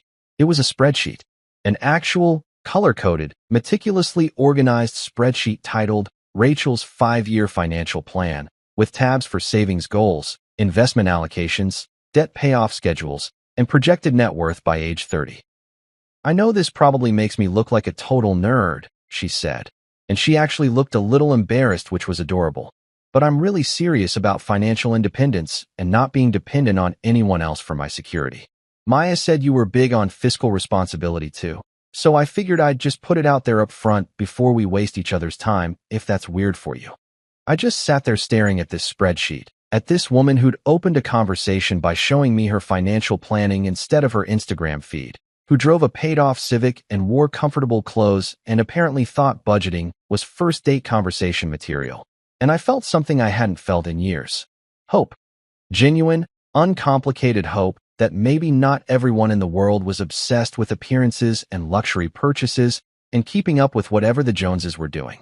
That's not weird at all, I said, probably smiling like an idiot but not caring. That's actually really refreshing. Want to see my retirement account breakdown? I've got it on my phone because I check it way too often like a normal person. Rachel's face lit up like I'd just offered her tickets to her favorite concert, and we spent the next 2 hours talking about index funds and compound interest and the difference between traditional and Roth IRAs, which is objectively the nerdiest first date conversation in human history, but also somehow the most comfortable I'd felt talking to someone in longer than I could remember. We talked about other stuff too, her new job in software engineering, my work in IT, our shared love of hiking and cheap Mexican food and movies that were so bad they looped back around to being good. And by the time we left that coffee shop, I had her number saved in my phone and plans to go on an actual date the following weekend. Walking back to my car, my trusty Camry sitting there in the parking lot like the reliable champion it was, I realized something that probably should have been obvious from the beginning, but had taken a canceled wedding and 2 months of chaos to fully understand. The best revenge isn't luxury cars or expensive weddings or proving to your ex that they made a mistake by upgrading your entire life despite them. The best revenge is peace. It's coming home to an apartment that feels comfortable instead of like a showroom. It's checking your bank account and seeing actual savings instead of anxiety. It's meeting someone who shows you their financial planning spreadsheet on a first date and being genuinely excited about it instead of mortified. It's driving a paid-off car that doesn't require you to prove your worth, but just quietly, reliably gets you where you need to go. It's waking up without that low-level anxiety that you're not doing enough, buying enough, being enough for someone whose standards were designed to be impossible to meet. The best revenge is realizing that you didn't need revenge at all, that walking away was its own reward, that choosing yourself over someone else's expectations was actually the healthiest thing you could have done. 3 months later, Rachel and I were still dating, taking things slow and actually getting to know each other instead of rushing towards some predetermined relationship timeline with engagement deadlines and wedding Pinterest boards. She'd never once commented on my car except to say it was sensibly maintained, which might be the sexiest thing anyone has ever said to me. We split checks, planned affordable dates, talked about our financial goals like adults who understood that money was a tool for building security instead of a scorecard for measuring love. She met my friends and actually liked them, didn't try to change my hobbies or suggest I needed to upgrade my wardrobe or hint that my apartment needed expensive furniture to be acceptable. And yeah, I know 3 months isn't that long. Know that I'm probably still recovering from the Mel disaster and shouldn't make any major life decisions. Know that I need to be careful not to just jump into something new because it's different from what I had before. But here's what I also know. Love shouldn't be hard in the ways it was hard with Mel. It shouldn't feel like a constant test you're failing, a job performance review where you never quite meet expectations, a transaction where you're always on the losing end of the negotiation. It should feel easy, comfortable, like coming home after a long day to someone who's genuinely happy to see you not because of what you bought them or where you took them or what you can provide, but just because you're you and that's enough. Standing there in that coffee shop parking lot 2 months ago, watching Rachel drive away in her sensible Civic after exchanging numbers and making plans, I'd felt something I hadn't felt in years. Not excitement, exactly, or butterflies, or that anxious rush of new relationship energy. Just this quiet certainty that I'd finally figured out what I was actually looking for. And it had nothing to do with luxury vehicles, or expensive weddings, or proving my worth through my purchasing power. It had everything to do with finding someone who already understood that the best things in life, love, partnership, genuine connection, can't be bought, can't be financed, can't be upgraded to the deluxe package. They just are, simple and real and infinitely more valuable than any Mercedes could ever be. And my Camry? Still paid off, still reliable, still getting me exactly where I need to go. Understood. Your wife gave birth. She's in the ICU. Can you come to the hospital? I received a strange call and went. But my wife died 5 years ago.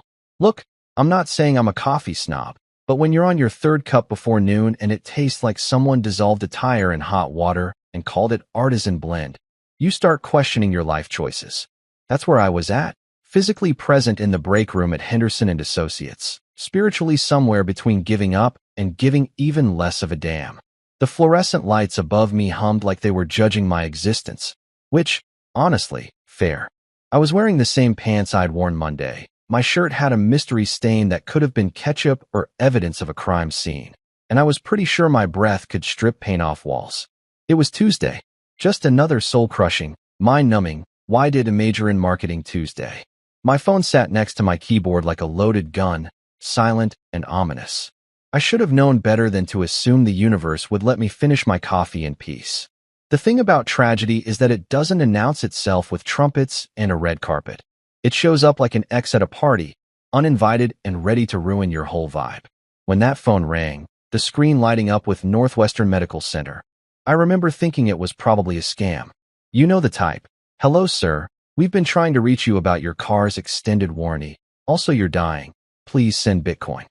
I almost let it go to voicemail. Almost. But something in my gut, that primal instinct that keeps humans from eating poisonous berries and trusting politicians, made me pick up. Mr. Brooks. The voice on the other end was female, professional, and had that particular tone that nurses use when they're about to deliver news that'll make you reconsider your religious beliefs. She sounded like she was reading from a script, like she'd made this exact call 17 times already today, and I was just another checkbox on her list of people whose lives were about to implode. Your wife just gave birth. She's in the ICU. You should come now. I froze. My coffee cup hovered halfway between the table and my mouth, suspended in the kind of moment where time doesn't exactly stop, but it definitely starts walking really, really slowly. My brain did that thing where it tries to process information that doesn't compute, like trying to run Windows 95 on a quantum computer. It just kept buffering. Wife. Birth. ICU. Those three words strung together like some kind of cosmic prank, a Mad Lib from hell. I almost spat the coffee all over my desk, and knowing my luck, it would have landed directly on the quarterly reports I'd been pretending to work on for the past week. My what did what now? I managed to choke out, and I'm not proud of how my voice cracked like I was going through puberty again. Smooth, Brooks. Real smooth. The nurse, bless her heart or curse her efficiency, didn't miss a beat. She repeated the information like she was telling me my pizza delivery was running late, not that my deceased spouse had apparently moonlighted as a maternity ward patient. Calm. Professional. Completely unaware that she'd just called the ghost department, the paranormal activity hotline, the Twilight Zone customer service center. My wife's dead, I said flatly, and hearing those words come out of my mouth felt like swallowing glass. Even after 5 years, saying it out loud never got easier. It was a fact I'd accepted, grieved, and built a whole new miserable existence around. Claire had died in a car crash, twisted metal, shattered glass, the kind of tragedy that makes the evening news and ruins dinner conversations. I'd identified the body. I'd picked out a casket that cost more than my first car. I'd stood at her funeral while people I barely knew told me she was in a better place and watching over me, which, if you ask me, sounds less like comfort and more like she got stuck with the worst surveillance job in the afterlife. There was a pause on the other end of the line, a pause so pregnant it could have been in the ICU itself. I could practically hear the nurse's brain trying to reboot, searching for the chapter in her training manual titled, What to Do When the Husband Says the Patient is Dead, but She's Definitely Not. Well, congratulations anyway, sir, she finally said, and I swear I could hear the confusion wrapped in forced politeness. She's in critical condition. Click. The line went dead.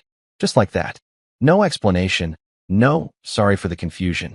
No, perhaps you'd like to speak with our psychiatry department. Just a dial tone that sounded like the universe laughing at me. I sat there staring at my phone like it had just delivered a prophecy, cursed me in ancient Greek, or told me I'd won the lottery in hell. My coworkers in the break room.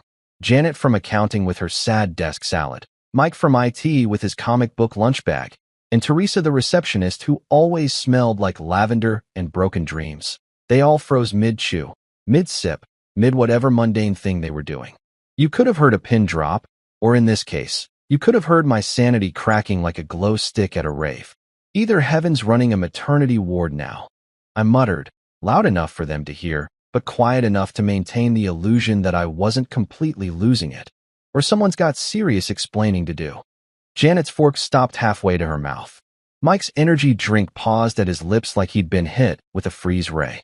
Teresa just blinked at me with those wide eyes that said she was already mentally composing the email to HR about the guy in marketing having a breakdown in the break room. Nobody said anything. What could they say? Hope your ghost wife feels better. Congrats on the zombie baby. There's no Hallmark card for this situation, no supportive emoji that captures your dead spouse just gave birth and you might be in a psychological thriller. I stood up, my chair scraping against the linoleum floor with a sound that felt way too dramatic for a Tuesday morning. My coffee sat there, still steaming, still tasting like existential crisis in liquid form. I grabbed my jacket, the one with the broken zipper I kept meaning to fix but never did because apparently I was too busy preparing for supernatural emergencies, and headed for the door. My keys jingled in my pocket like tiny bells announcing the arrival of chaos. Behind me, I could feel my coworkers' stares burning holes in my back, their silent questions hanging in the air thicker than the smell of microwaved fish that someone had nuked in there last week.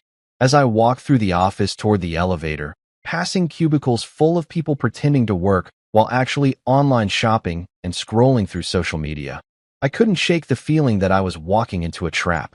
Not the kind with ropes and tigers, but the kind that life sets up when it decides you've been too comfortable lately. When the universe looks at your boring existence and thinks, you know what would be hilarious? But here's the thing about traps. You can see them coming and still walk right into them. Because sometimes, even when your brain is screaming that this is a terrible idea, that you should call the police or a priest, or maybe just get really drunk and pretend this never happened, your legs keep moving forward anyway. The elevator doors opened with that familiar ding, and I stepped inside, watching my reflection in the brushed metal doors as they closed. I looked like a man who'd aged 10 years in 10 minutes, which tracked because that's pretty much how I felt. My finger hovered over the lobby button, and for just a second, I considered pressing the button for the roof instead. Not for anything dramatic. I'm not that guy, but because maybe up there, with the wind and the sky and the pigeons who judged me less than my coworkers, I could think clearly. Figure out if I was having a mental breakdown or if reality had just decided to rewrite the rules without consulting me first. But I pressed L for lobby because apparently I'm the kind of guy who drives toward haunted hospitals instead of running screaming in the opposite direction. The elevator descended, my stomach dropped, and somewhere in the back of my mind, a little voice that sounded suspiciously like my dead wife whispered, "You're not ready for this." And you know what? That voice was absolutely right. I got in my car anyway, because apparently, when life hands you a supernatural crisis, the appropriate response is to buckle up and drive straight into it like you're headed to pick up dry cleaning. My Honda Civic, a 2015 model with a dent on the passenger side from when I backed into a shopping cart like an idiot, a check engine light that's been on since the Obama administration, and seats that smelled like old French fries and regret, sat in the parking garage looking about as enthusiastic about this journey as I felt. Which is to say, not at all. But there I was, sliding behind the wheel, adjusting the rearview mirror that never stayed in place, and turning the key in the ignition while my hands shook like I'd mainlined espresso straight into my veins. The rational part of my brain, the part that paid taxes on time and remembered to floss occasionally, was screaming at me to turn around, call the police, maybe check myself into the nearest psychiatric facility for a wellness check. Because let's be real here, normal people don't get phone calls from hospitals claiming their dead wives just gave birth. Normal people don't nod along and think, yeah, sure, let me just drive over there and sort this out. Normal people call lawyers or priests or those ghost hunter guys from cable TV who always find evidence in the form of creaky floorboards and their own heavy breathing. But I guess I'd stopped being normal about 5 years ago, right around the time I had to pick out what my wife would wear for eternity and pretend that mattered. 5 years. 5 long, brutal, soul-crushing years since Claire, my wife, my partner, the woman who used to steal my hoodies and leave passive-aggressive notes on the fridge about whose turn it was to buy milk, died in a crash. Not just any crash, but the kind that makes the news, the kind where they use words like catastrophic and no survivors, and make you fill out so much paperwork you start wondering if hell is just an eternal DMV. I'd identified her body, or what was left of it, in a room so cold and sterile it felt like they were storing meat, which I guess they kind of were. I'd buried her on a Thursday because apparently, death doesn't care about your schedule. I'd mourned her through an entire winter where every day felt like wading through concrete. And I'd survived, barely, enough casseroles from sympathetic neighbors to last a lifetime, each one delivered with sad eyes and the phrase, "Let me know if you need anything," which we all know is code for, "I'm glad this isn't happening to me." Mrs. Henderson from next door had brought me tuna casserole. Tuna. Who does that? That's not comfort food. That's a war crime in a glass dish. Then there was Bob from across the street with his famous green bean surprise, which was surprising only in how it managed to taste like absolutely nothing and everything wrong simultaneously. My cousin Diane had shown up with something she called grief lasagna, which I'm pretty sure was just regular lasagna, but she felt the need to theme it. For months, my freezer looked like a casserole graveyard, a monument to other people's discomfort with my tragedy. I'd eaten them all anyway, standing over the sink at 2 in the morning, because cooking for one felt like admitting she was really gone.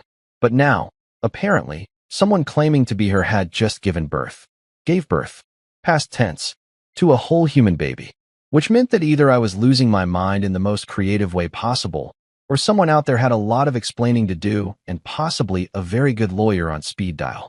I pulled out of the parking garage, squinting against the afternoon sun that seemed way too cheerful for the existential nightmare I was driving into. The radio was playing some pop song about love and summer and good vibes, which felt like the universe was deliberately mocking me. I punched it off so hard I nearly broke the button. Traffic on I-94 was, of course, a complete nightmare, because Chicago traffic doesn't care if you're having a personal crisis.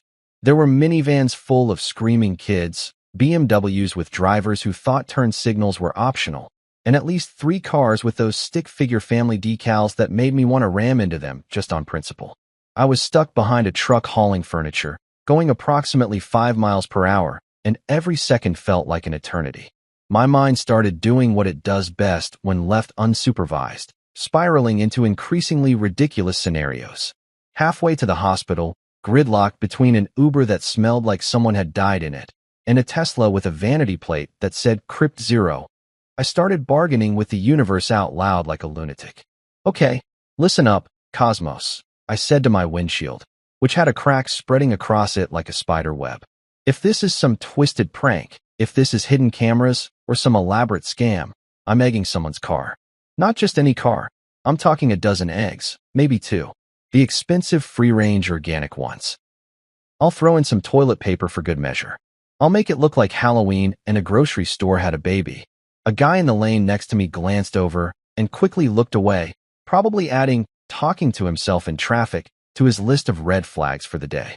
The traffic light ahead turned red for the 15th time, and I gripped the steering wheel so hard my knuckles turned white. What if it really was her? What if Claire had somehow survived, faked her death, and spent 5 years doing what? Living a secret life? Running from something? Starting over with a new identity, like she was in witness protection? And if it was her, why? Why would she let me think she was dead?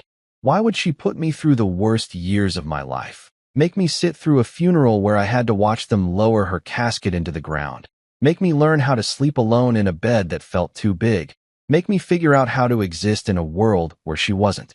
Or maybe, and this seemed increasingly likely given my luck, it wasn't her at all. Maybe it was someone who looked like her, some cosmic coincidence, a glitch in the matrix. Maybe I was about to walk into that hospital and come face to face with a stranger who just happened to have the same face as my dead wife, and I'd have to explain to hospital security why I was having a meltdown in the ICU. "Sorry, officer. I thought she was my deceased spouse, my bad. I'll just see myself out and directly into therapy." By the time I pulled into Northwestern Medical's parking structure, a concrete monstrosity that charged $15 for the privilege of parking in a space designed for toy cars, I was sweating like I'd run a marathon in a sauna wearing a parka. My shirt was sticking to my back, my hands were clammy, and I'm pretty sure I'd stress-eaten all the mints in my glove compartment without realizing it. The parking garage smelled like exhaust and desperation, which felt appropriate.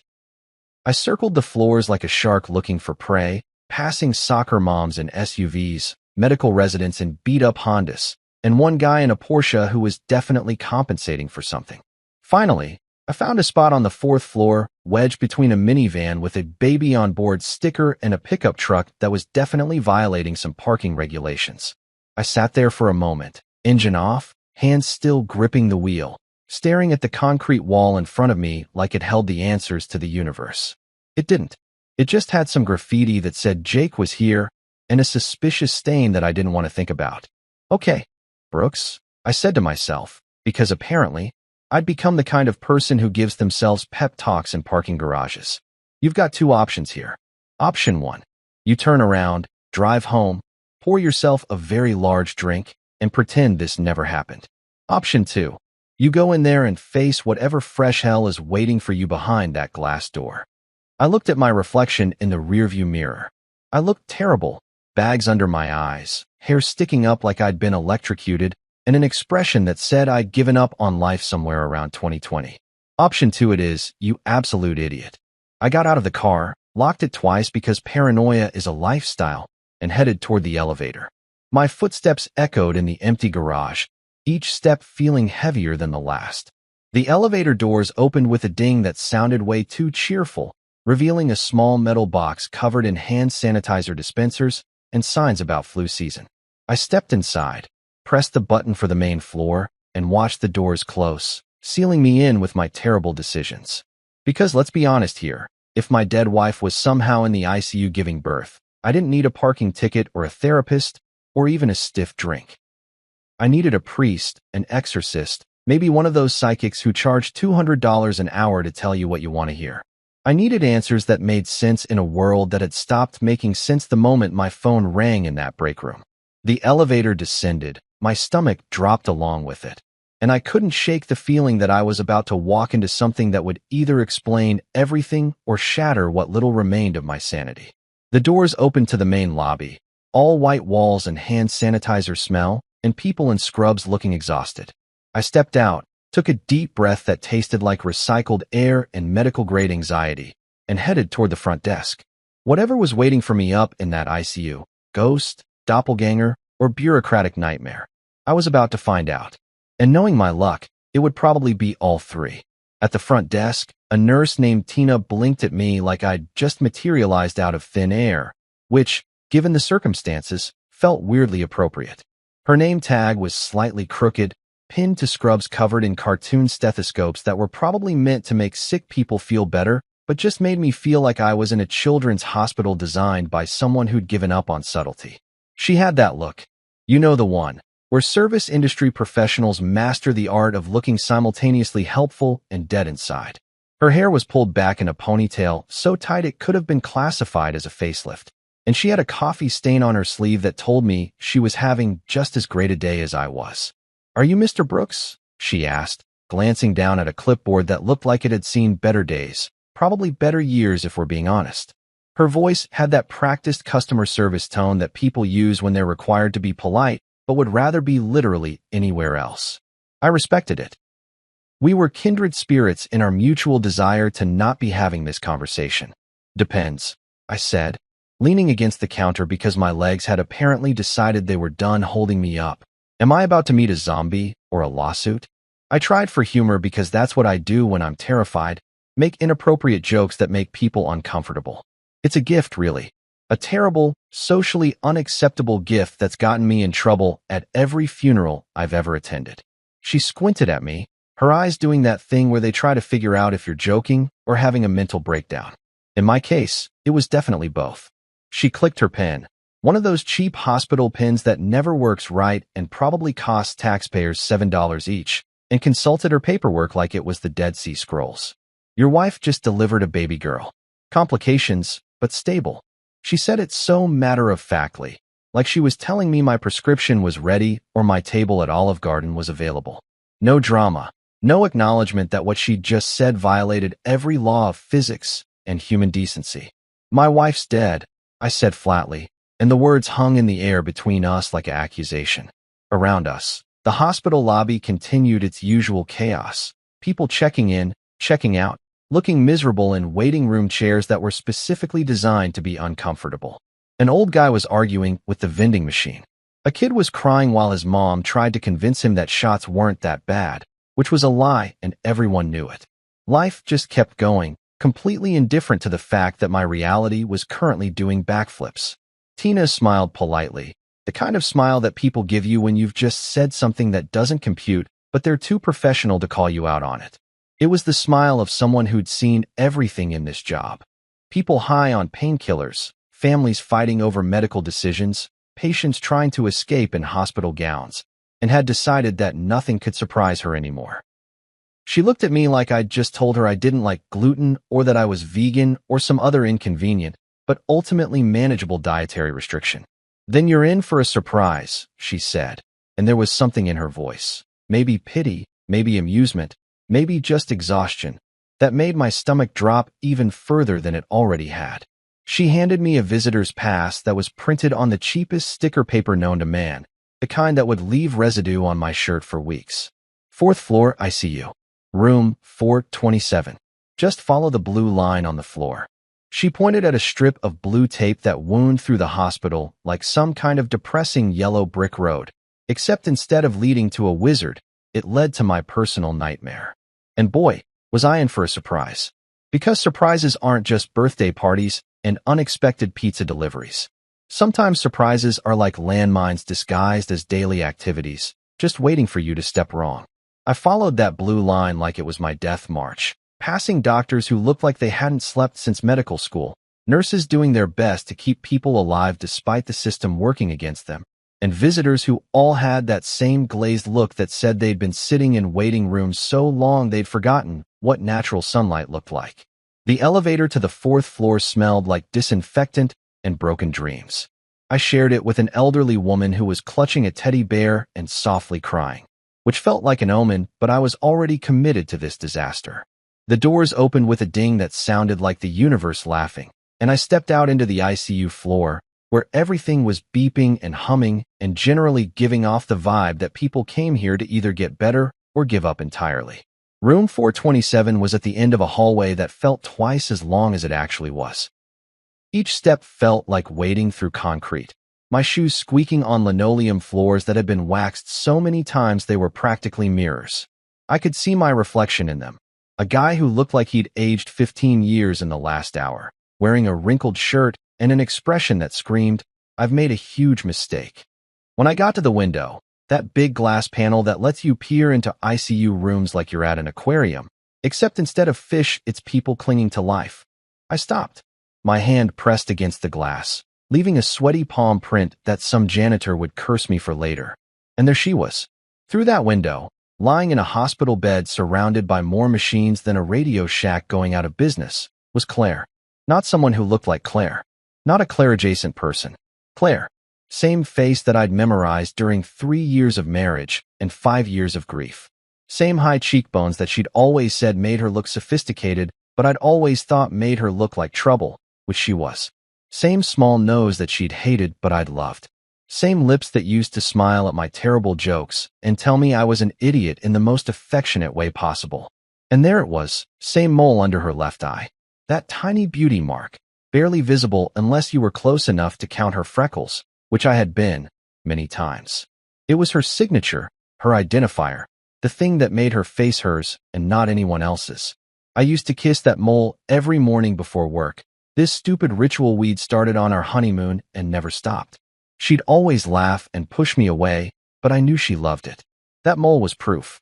Undeniable, unmistakable proof. The same woman who died 5 years ago was lying in that bed, pale and unconscious but real, breathing with the help of machines that beeped in rhythm like a heartbeat. Her chest rose and fell slowly, mechanically, and I could see an 4-line running into her arm, monitors tracking vitals that shouldn't exist. Her hair was different, shorter, darker, like she'd been trying to become someone else, but it was her. Her face, her hands, her everything. She looked thinner than I remembered, like life had been rough on her, which raised about a million questions I wasn't ready to answer. Either I was hallucinating, and if I was, props to my brain for the attention to detail, really committing to the bit, or heaven had a return policy that nobody had bothered to mention in Sunday school. Maybe there was a celestial customer service department where dead people could file complaints. Yes, hello. I'd like to return this afterlife. It's not quite what I expected. The reviews were misleading. Maybe Claire had found the receipt and demanded to speak to God's manager. Maybe I was having a stroke, and this was just my brain's final, elaborate prank before shutting down permanently. A doctor appeared next to me, materializing like doctors do when you're having a moment. He was tall, probably 6'2", with silver hair that looked professionally styled, and a white coat so pristine it could have been in a detergent commercial. His face had that generic doctor look, concerned but detached, professional but not quite human, like he'd practiced his bedside manner in front of a mirror until he got it just right. His name tag said Dr. Evans, and he looked like the kind of guy who drove a Mercedes and had strong opinions about wine. "Mr. Brooks?" he asked, even though he obviously knew who I was. Doctors love doing that, asking questions they already know the answers to. It's like a power move, establishing dominance through unnecessary confirmation. I nodded, not trusting my voice to work properly. My throat felt like I'd swallowed sand, and my brain was still trying to process the fact that my dead wife was 20 feet away, separated by glass and 5 years of grief that suddenly felt wasted. "I'm Dr. Evans, head of the ICU unit. We need to talk." He gestured toward a small consultation room nearby, one of those awful spaces with uncomfortable chairs and a box of tissues on the table, because they knew whatever got discussed in there would probably require crying.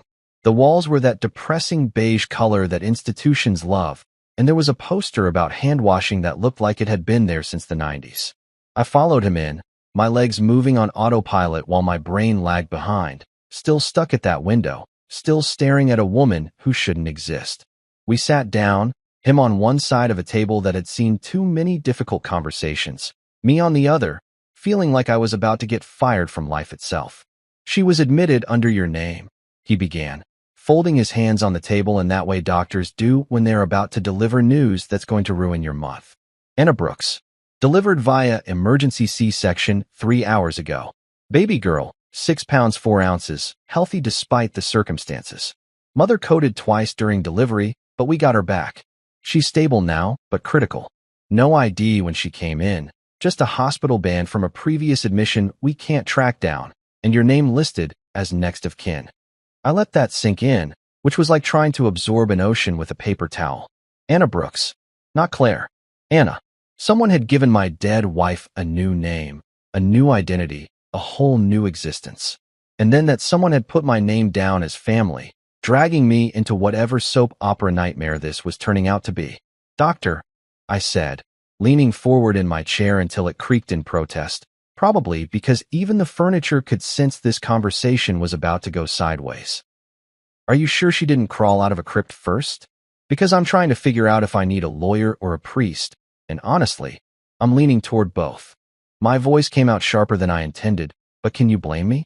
The man was sitting there all calm and collected, like he hadn't just told me my dead wife had delivered a baby under a fake name while I was drinking garbage coffee at work. Dr. Evans didn't even blink. I'll give him credit. The man had the emotional range of a textbook, which I guess is what happens when you spend your entire career delivering bad news to people in consultation rooms that smell like sanitizer and despair. He just looked at me with those steady, professional eyes that had probably seen every reaction known to humanity and filed them all under expected responses to trauma. "Sir, I understand this is difficult," he said, which was the understatement of the century. Difficult? Difficult is parallel parking. Difficult is assembling IKEA furniture.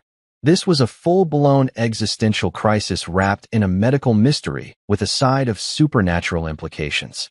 But right now, we need next of kin authorization for continued care and decision-making purposes.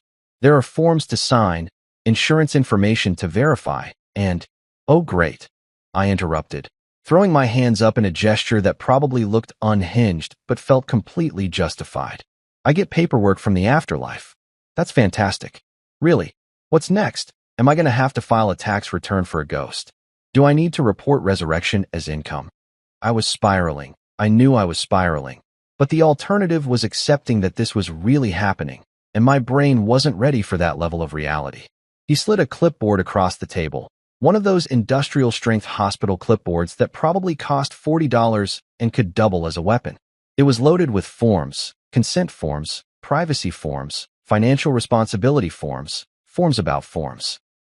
The American healthcare system in all its bureaucratic glory, now demanding I sign my name in triplicate to acknowledge that my supposedly dead wife had given birth. We need someone to make medical decisions if her condition deteriorates. Since you're listed as her emergency contact, I'm her what now? I grabbed the clipboard, scanning the paperwork with the kind of manic energy that comes from pure confusion mixed with rage. And there it was, printed in that terrible hospital font that looks like it was designed to cause headaches. Emergency contact, Marcus Brooks.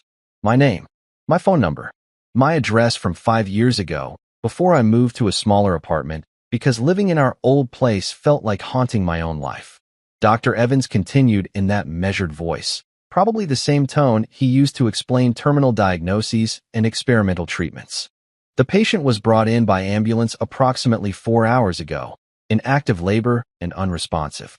No identification, no insurance cards, nothing. Just that hospital band and the intake form from what appears to be prenatal visits we have no record of. We tried the emergency contact number, which led us to you. And nobody thought this was weird? I asked, looking up from the forms that might as well have been written in ancient Greek for all the sense they made to my overloaded brain. Nobody stopped and said, "Hey, maybe we should investigate why this woman has no ID, no history, and an emergency contact who thinks she's been dead for half a decade." Sir, our priority is patient care, not detective work.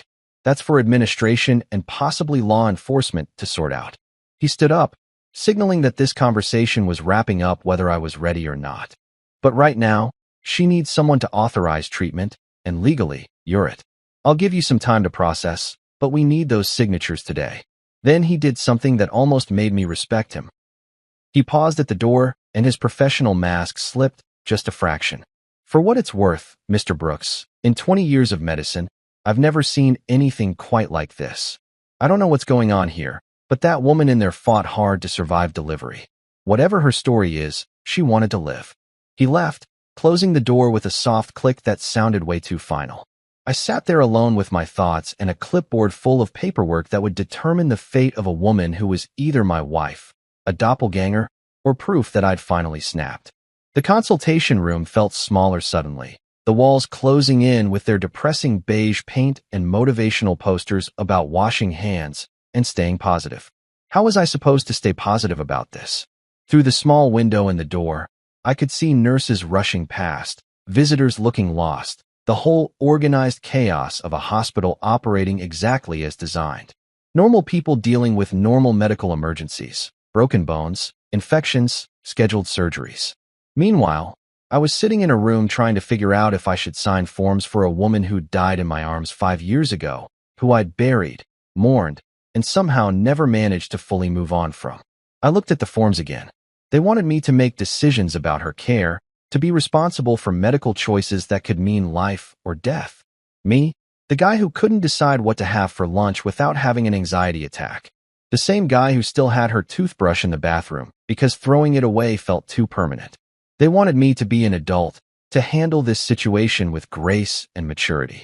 Either I'm having the world's most elaborate hallucination, I said to the empty room, or someone out there faked my wife's death and is about to get the kind of visit that makes people rethink their life choices. Possibly both. I grabbed the pen attached to the clipboard. One of those cheap ones on a metal chain like hospitals think people are trying to steal their terrible pens, and started signing. Because what else was I going to do? Walk away? Let her die a second time? Yeah, right. Like I could live with that. While the nurse tried to reach the listed emergency contact, because apparently, I wasn't the only person in this nightmare scenario. I watched her dial a number from the intake paperwork with fingers that moved too fast for someone dealing with what should have been a routine call. Her name was Sandra, according to her badge, and she had the look of someone who'd worked double shifts for so long she'd forgotten what her own bed looked like. She punched in the numbers, held the phone to her ear, and waited while I stood there like an idiot, eavesdropping on what was about to become the second most uncomfortable phone call of the day. She read the name aloud from the form, her voice cutting through the ambient noise of beeping monitors and distant intercoms paging doctors to various emergencies. Emergency contact, Andrew Gray. The moment those 2 words left her mouth, my stomach twisted into a knot so tight it could have been used for rock climbing. Andrew freaking Gray. That name hit me like a freight train loaded with betrayal and bad memories. The same Andrew Gray who'd been my college roommate, my best man at my wedding.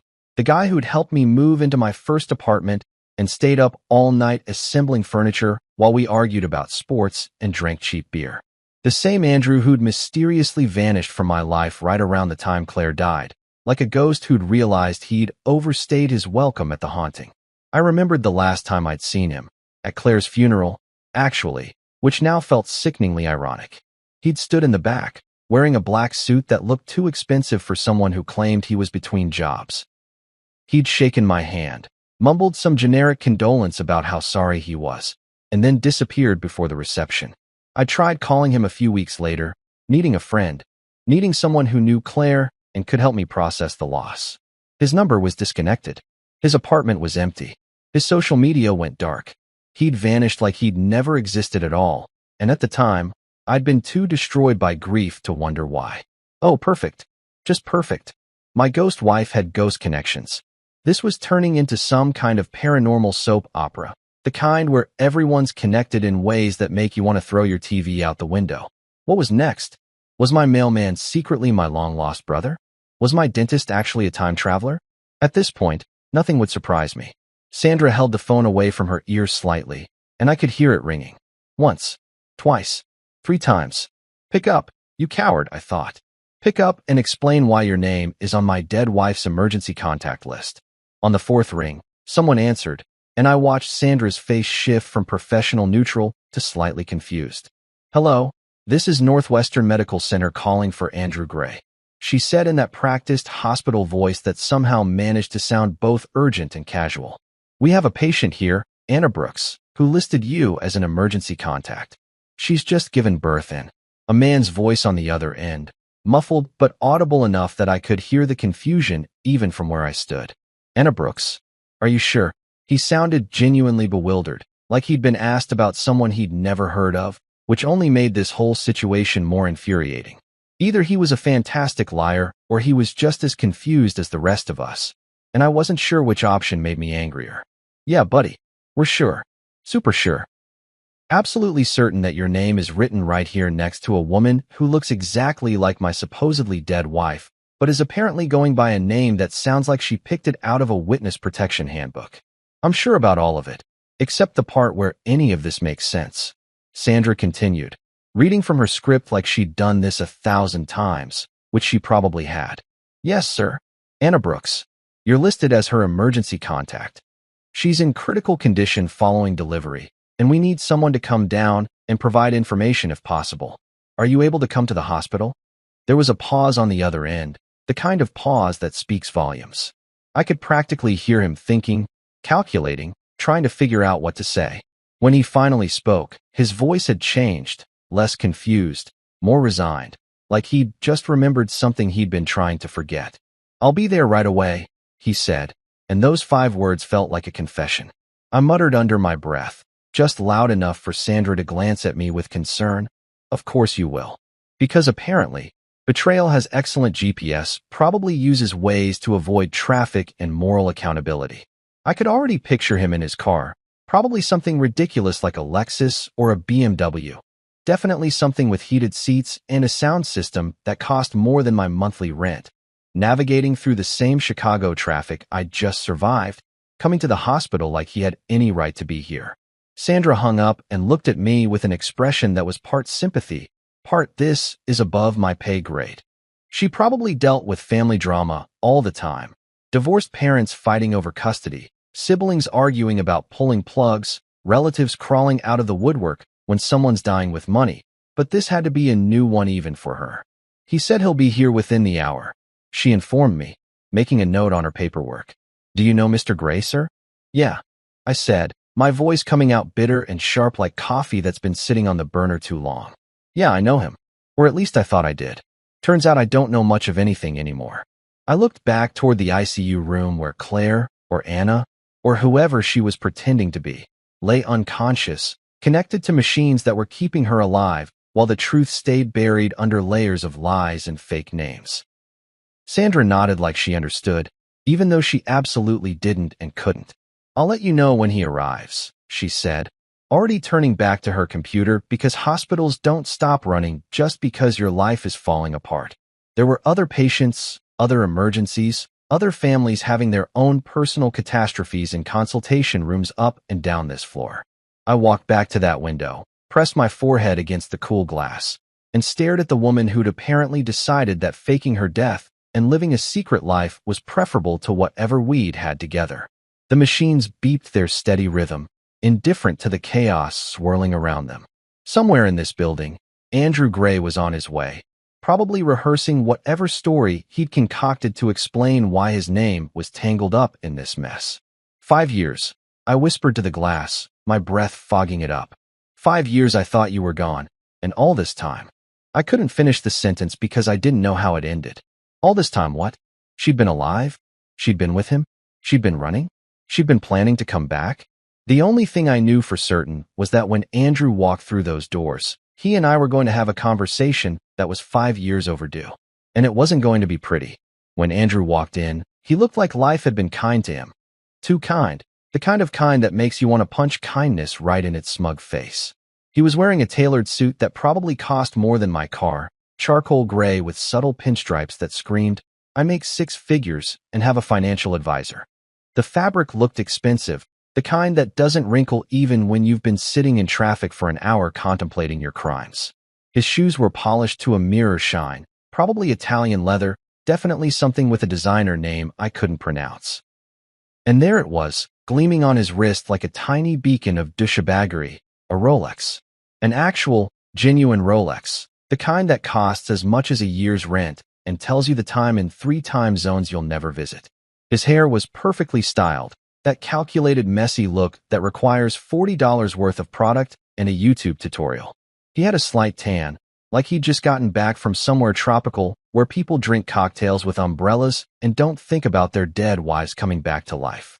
He looked healthy, successful, like a guy who'd made all the right choices and slept soundly at night on Egyptian cotton sheets with a thread count that had more zeros than my bank account. Meanwhile, I looked like I'd been dragged behind a bus through a car wash, wearing yesterday's shirt and the emotional stability of a Jenga tower in an earthquake. The contrast was almost funny. Almost. His face had that look people get when they're trying to seem concerned but are actually just calculating their exit strategy. You know that expression. The slightly furrowed brow, the downturned mouth, the eyes that are looking at you but also past you, already planning their next move.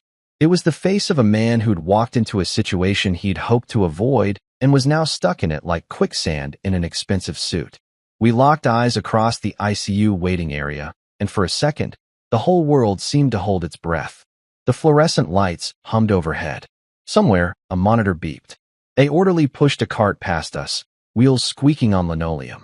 But between us, there was just silence. The kind of silence that happens right before someone throws a punch or says something that can never be unsaid. Even the beeping machines seemed to pause, like they were waiting to see what would happen when 2 guys with a shared history of lies met in a hospital hallway. "Long time," he said casually, like we'd just bumped into each other at a coffee shop instead of a hospital where my supposedly dead wife had just given birth. His voice was smooth, practiced, the voice of someone who'd gotten very good at lying. He even managed a small smile, which took some serious audacity. I had to give him credit. The man had balls. Terrible, traitorous balls, but balls nonetheless. "Yeah," I replied, and I could hear the edge in my own voice, sharp enough to cut through his expensive suit and whatever excuses he'd prepared on the drive over. "About 5 years. Same timeline as my wife's funeral. Small world, huh?" I emphasized funeral just to watch him flinch, which he did, just slightly. A tiny crack in that professional facade, a flicker of something that might have been guilt or might have just been indigestion. His jaw tightened, and he had the nerve to look concerned, like he actually cared, like he hadn't disappeared from my life at the exact moment I'd needed friends the most. "Marcus, I didn't know," he started, and his voice had that apologetic tone that people use when they're about to deliver a rehearsed explanation that explains nothing. "Save it." I cut him off, taking a step closer. I wasn't normally a confrontational guy. I was more of a write angry emails and delete them kind of person. But something about seeing him here, now, looking so put together while my life was falling apart for the second time, flipped a switch I didn't know I had. Either you two faked her death, or I'm living in a bad Netflix series. And honestly, I'm not sure which option makes me want to hit you more. A nurse, different from Sandra. This one younger with glasses and an expression that said she'd seen too many Jerry Springer episodes play out in this hallway, awkwardly cleared her throat. She'd been standing nearby, probably documentation something on her tablet, and had gotten caught in our moment of tension. "Gentlemen, please," she said, her voice firm but nervous, like a substitute teacher trying to control a classroom. "Not near the patient. We have conference rooms if you need to discuss things." I smiled tightly, the kind of smile that doesn't reach your eyes because your eyes are busy calculating whether hospital security would stop you from committing justifiable homicide. "Don't worry. I'll wait until she wakes up before the yelling starts. I'm classy like that." I looked back at Andrew, who had the decency to look uncomfortable, shifting his weight from one expensive shoe to the other. "We've got time, right, Andrew? Since apparently, we've got 5 years' worth of catching up to do." He ran a hand through his perfectly styled hair, messing it up in a way that probably still looked intentional. "Can we talk somewhere private?" he asked, glancing around at the nurses, visitors, and other people who were definitely eavesdropping because hospital drama is free entertainment and better than whatever's on the waiting room TV. "Oh, now you want privacy?" I laughed, but it came out bitter and sharp. "That's rich.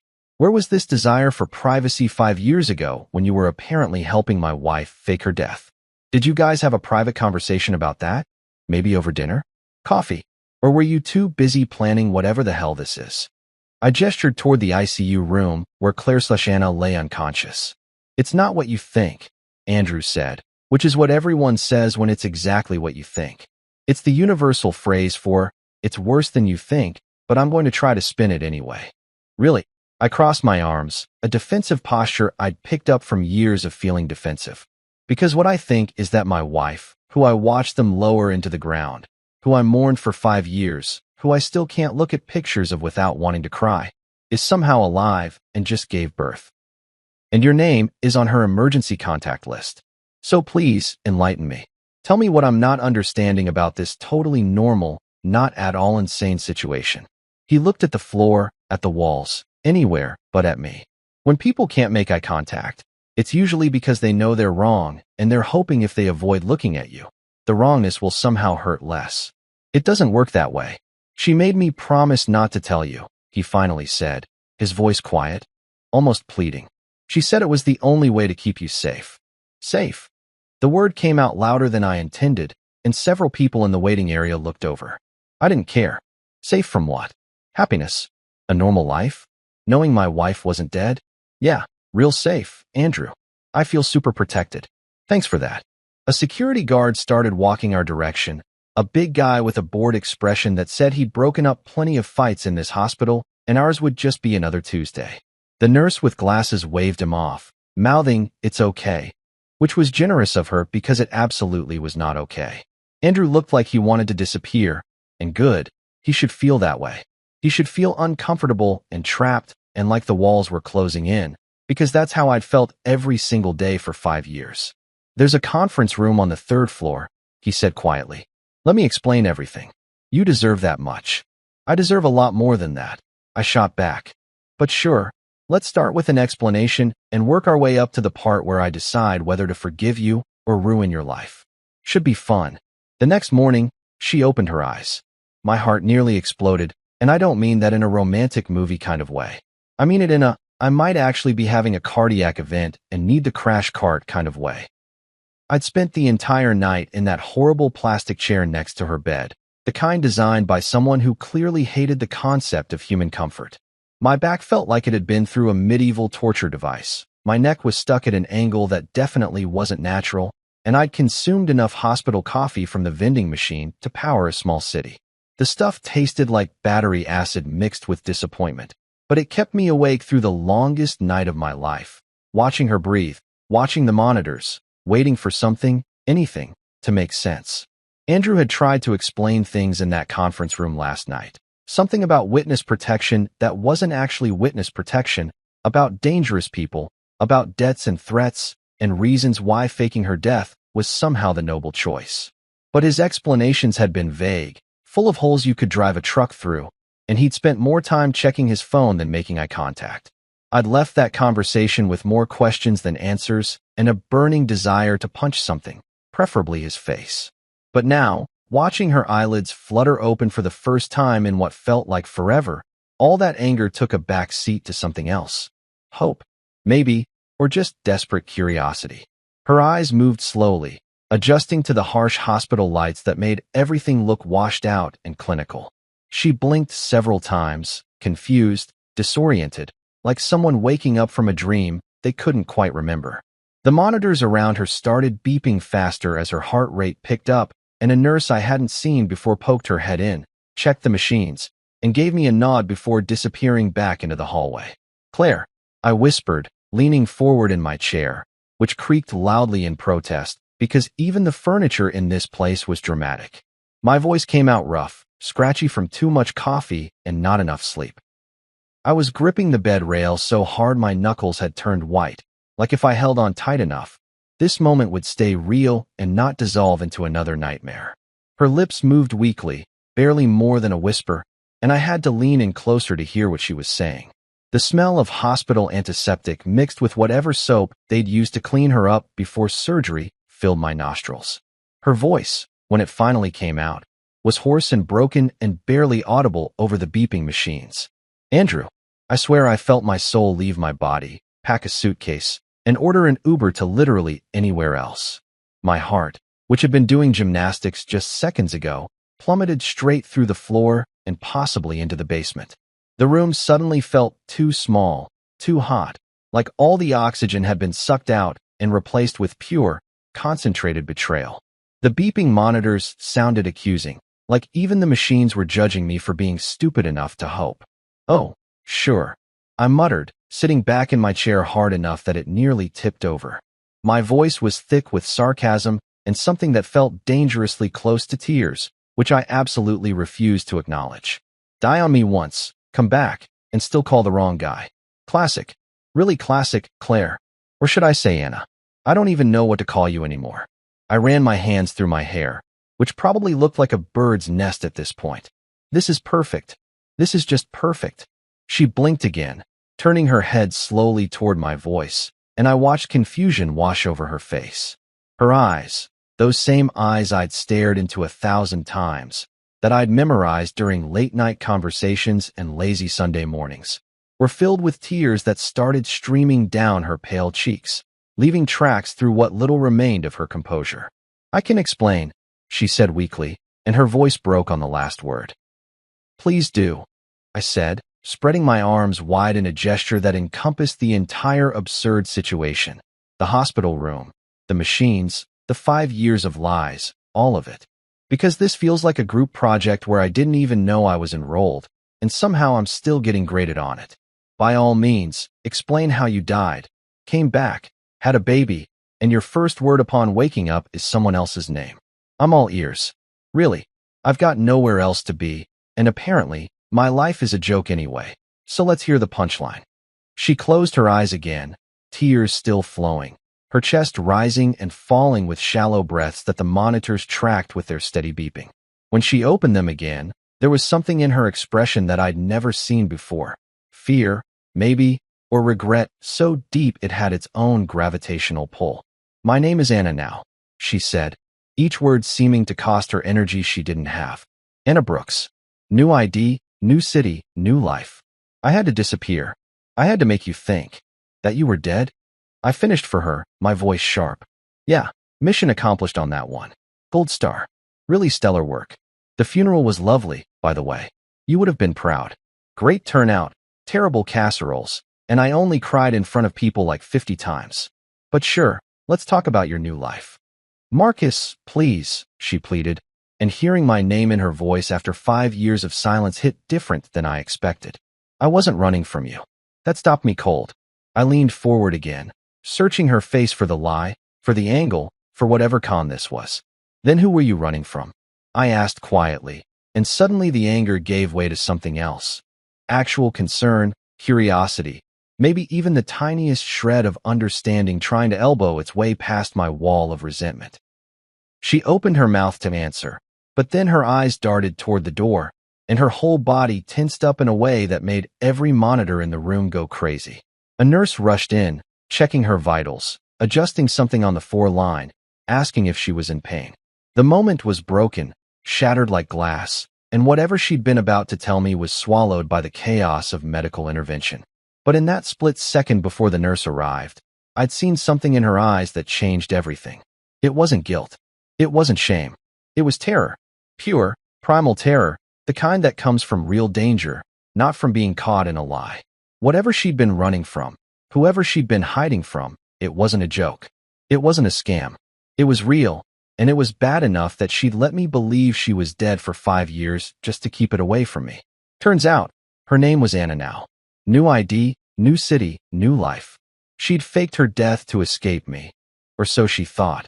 But here's the real twist. The one that Andrew had been dancing around all night in that conference room with his vague explanations and his guilty face. She wasn't running from me. She was running from someone else. Someone bad enough that disappearing was the only option. Someone dangerous enough that involving me would have gotten me killed. And judging by the fear in her eyes and the way she kept glancing at that door like she expected someone to walk through it at any moment, whoever she was running from might not be done chasing her. "We need to talk," I said to her quietly, while the nurse fussed with machines and pretended not to eavesdrop. "When you're ready, when you're strong enough, we need to talk about everything. About why you ran, about who you're afraid of, about that baby in the nursery who doesn't have any idea what kind of mess she's been born into. But mostly," I paused, making sure she was looking at me, really looking at me. "Mostly, we need to talk about what happens next. Because Anna, or Claire, or whoever you are now, this doesn't end here." She told me everything in broken sentences between tears and exhaustion, her voice fading in and out like a radio station with bad reception.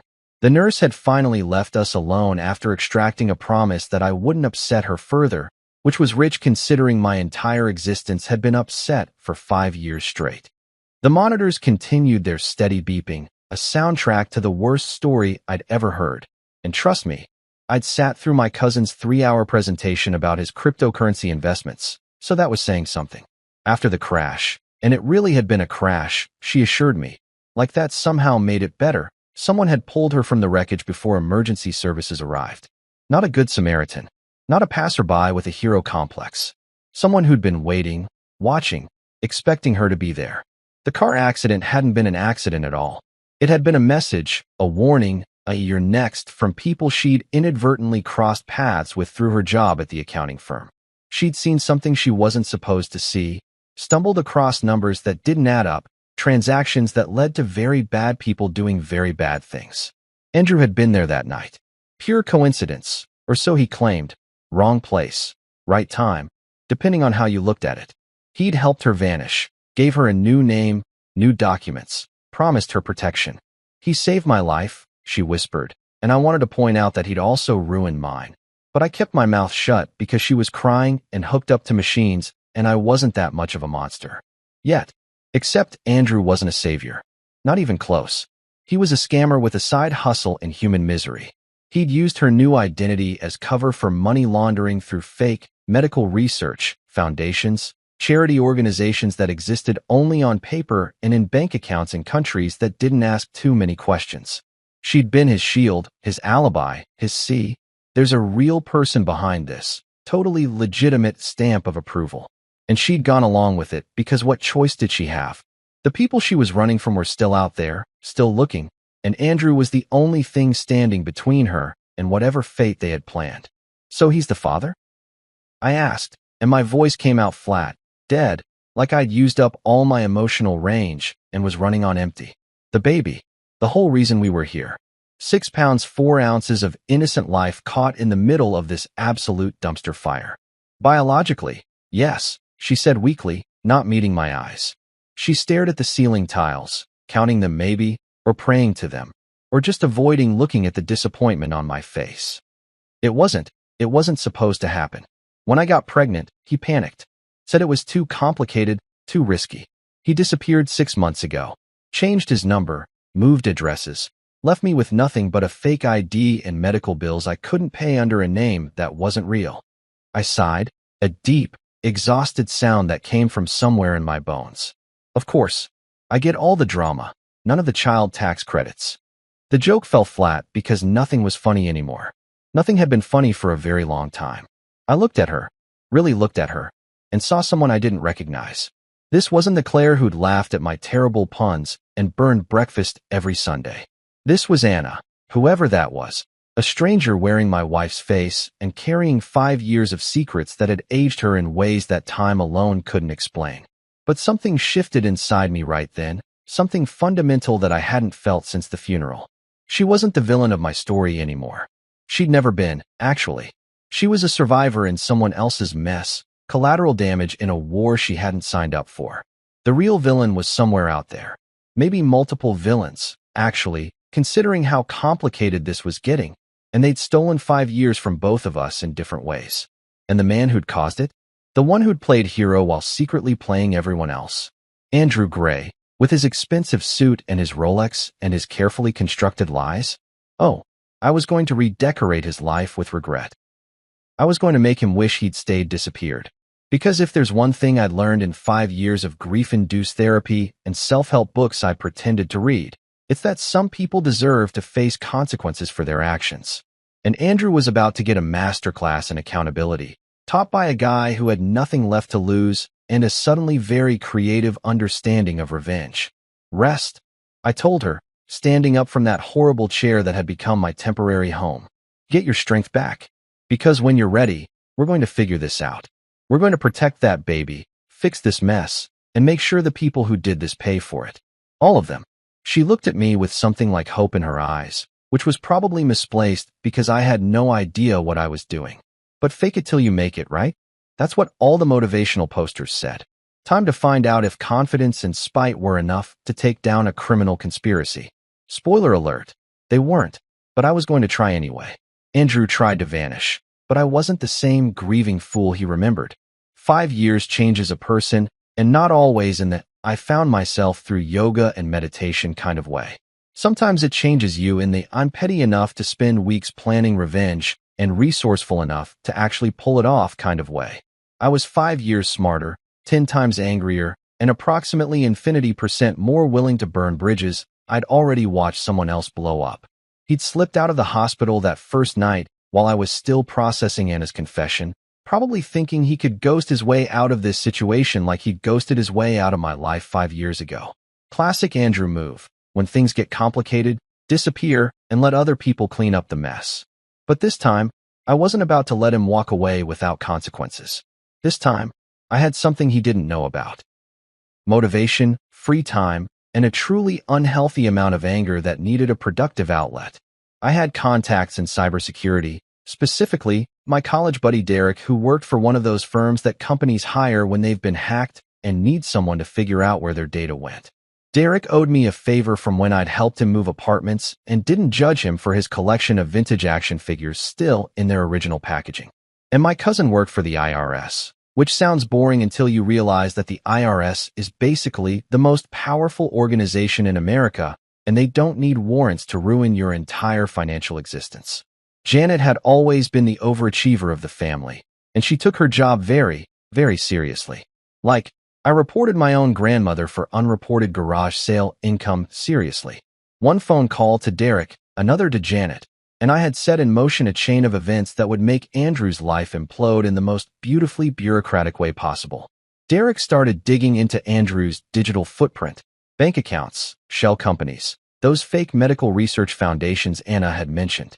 Turns out, when you're laundering money through charitable organizations, you leave a paper trail wider than the Grand Canyon, and Derek found it in about 48 hours. He sent me a file so thick with evidence it could have been used as a doorstop. Janet, bless her rule-following heart, took that information and ran with it like it was the Olympics of tax fraud investigation. Within a week, Andrew's accounts froze. All of them. Checking, savings, those offshore accounts he thought were untraceable because he'd set them up through some shady lawyer in the Caymans.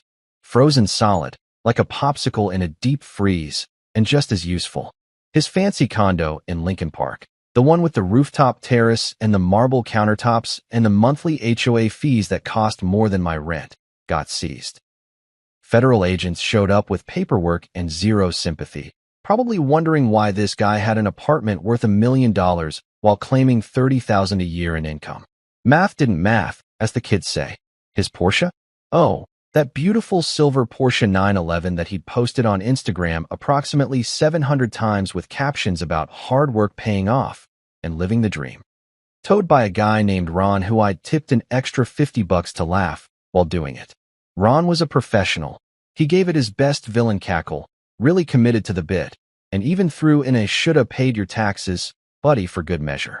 I watched from across the street, eating a hot dog from a street vendor, and it was the most satisfying lunch I'd had in years. When Andrew finally realized what was happening, when his cards started declining and his landlord called about the seizure notice and his car was gone, he called me. Of course he did. His number showed up on my phone, and I let it ring 3 times before answering, just to make him sweat a little. When I picked up, I could hear the rage and panic in his voice before he even spoke. "What did you do?" he screamed, and I had to hold the phone away from my ear because he was practically vibrating with fury. "My accounts are frozen. They took my car. They're saying I'm under investigation for fraud and money laundering. This is insane. You can't. You faked my wife's death, Andrew." I interrupted, my voice calm and cold and absolutely done with his nonsense. I was sitting in my apartment, feet up on my coffee table, drinking the fancy beer I'd bought to celebrate this exact moment. I faked your financial future. Fair trade, if you ask me. Actually, I think I'm being pretty generous. I could have done a lot worse. This is illegal. I'll sue you. With what money? I asked pleasantly. Your frozen accounts? Your seized assets? Go ahead, hire a lawyer. Oh wait, lawyers cost money. Funny how that works. I took a sip of my beer, savoring both the taste and the sound of his world crumbling through the phone. Here's what's going to happen, Andrew. You're going to cooperate with the federal investigation. You're going to tell them everything about those foundations, those transactions, all of it. And then you're going to leave Anna alone. Forever. You don't call, you don't text, you don't even think about her or that baby. Clear. Silence on the other end, except for his heavy breathing and what might have been the sound of him punching a wall. Finally, you have no idea what you've done. Oh, I know exactly what I've done, I said. I've made sure you can't hurt anyone else. Consider it a public service. Then I hung up, blocked his number, and finished my beer. Honestly, it felt better than therapy. Way cheaper too. The baby, little Emma. Yeah, I renamed her to spite my own rule about getting involved, because apparently spite was my primary love language now. Had her mother's eyes. Not Anna's eyes. Claire's eyes. The ones I remembered from before everything went to hell, before fake deaths and money laundering and hospital calls that shouldn't have been possible. When I first saw her in the nursery, wrapped in one of those hospital blankets that look like they're made from the world's scratchiest material, she was sleeping peacefully, completely unaware that she'd been born into a situation that would require years of therapy to unpack. The nurse, a kind older woman named Patricia who reminded me of everyone's favorite grandmother. Let me hold her even though I technically wasn't family. Wasn't the father, wasn't anything official except a guy who'd signed a bunch of paperwork because the universe has a sick sense of humor. Emma weighed almost nothing, this tiny bundle of human potential who'd done absolutely nothing to deserve being born into this circus. When she opened her eyes and looked at me, really looked at me, with that intense baby stare that seems to see straight through your soul, something shifted inside my chest that I wasn't prepared for. "Hey there, small person," I whispered, because talking in a normal voice to a baby felt wrong, like it would shatter something fragile. "Your family tree is a mess, your dad's a criminal, and your mom faked her death for 5 years, but none of that's your fault. You're just here, trying to figure out how fingers work and why adults are so weird. I respect that." She made a small noise, something between a grunt and a sigh, which I chose to interpret as agreement. Claire, or Anna, or whoever she'd become in the space between her old life and this new disaster, recovered slowly. The doctors said she was lucky to be alive, that delivering a baby while your body's shutting down from stress and malnutrition isn't exactly the recommended approach to motherhood. She'd been living rough for months, hiding from Andrew after he'd bailed, trying to figure out how to bring a baby into the world when you technically didn't exist according to any official records. No insurance, no support system, no backup plan except showing up at a hospital and hoping for the best. We didn't get back together. That needs to be clear, because this isn't one of those stories where love conquers all and everyone rides off into the sunset, holding hands. Some stories don't need fairy tale endings wrapped up in neat bows with inspirational music playing in the background. Some stories end with people being honest with each other for the first time in years, acknowledging that what they had is gone and can't be recovered, and that's okay. That's actually better than okay, because pretending would have been worse.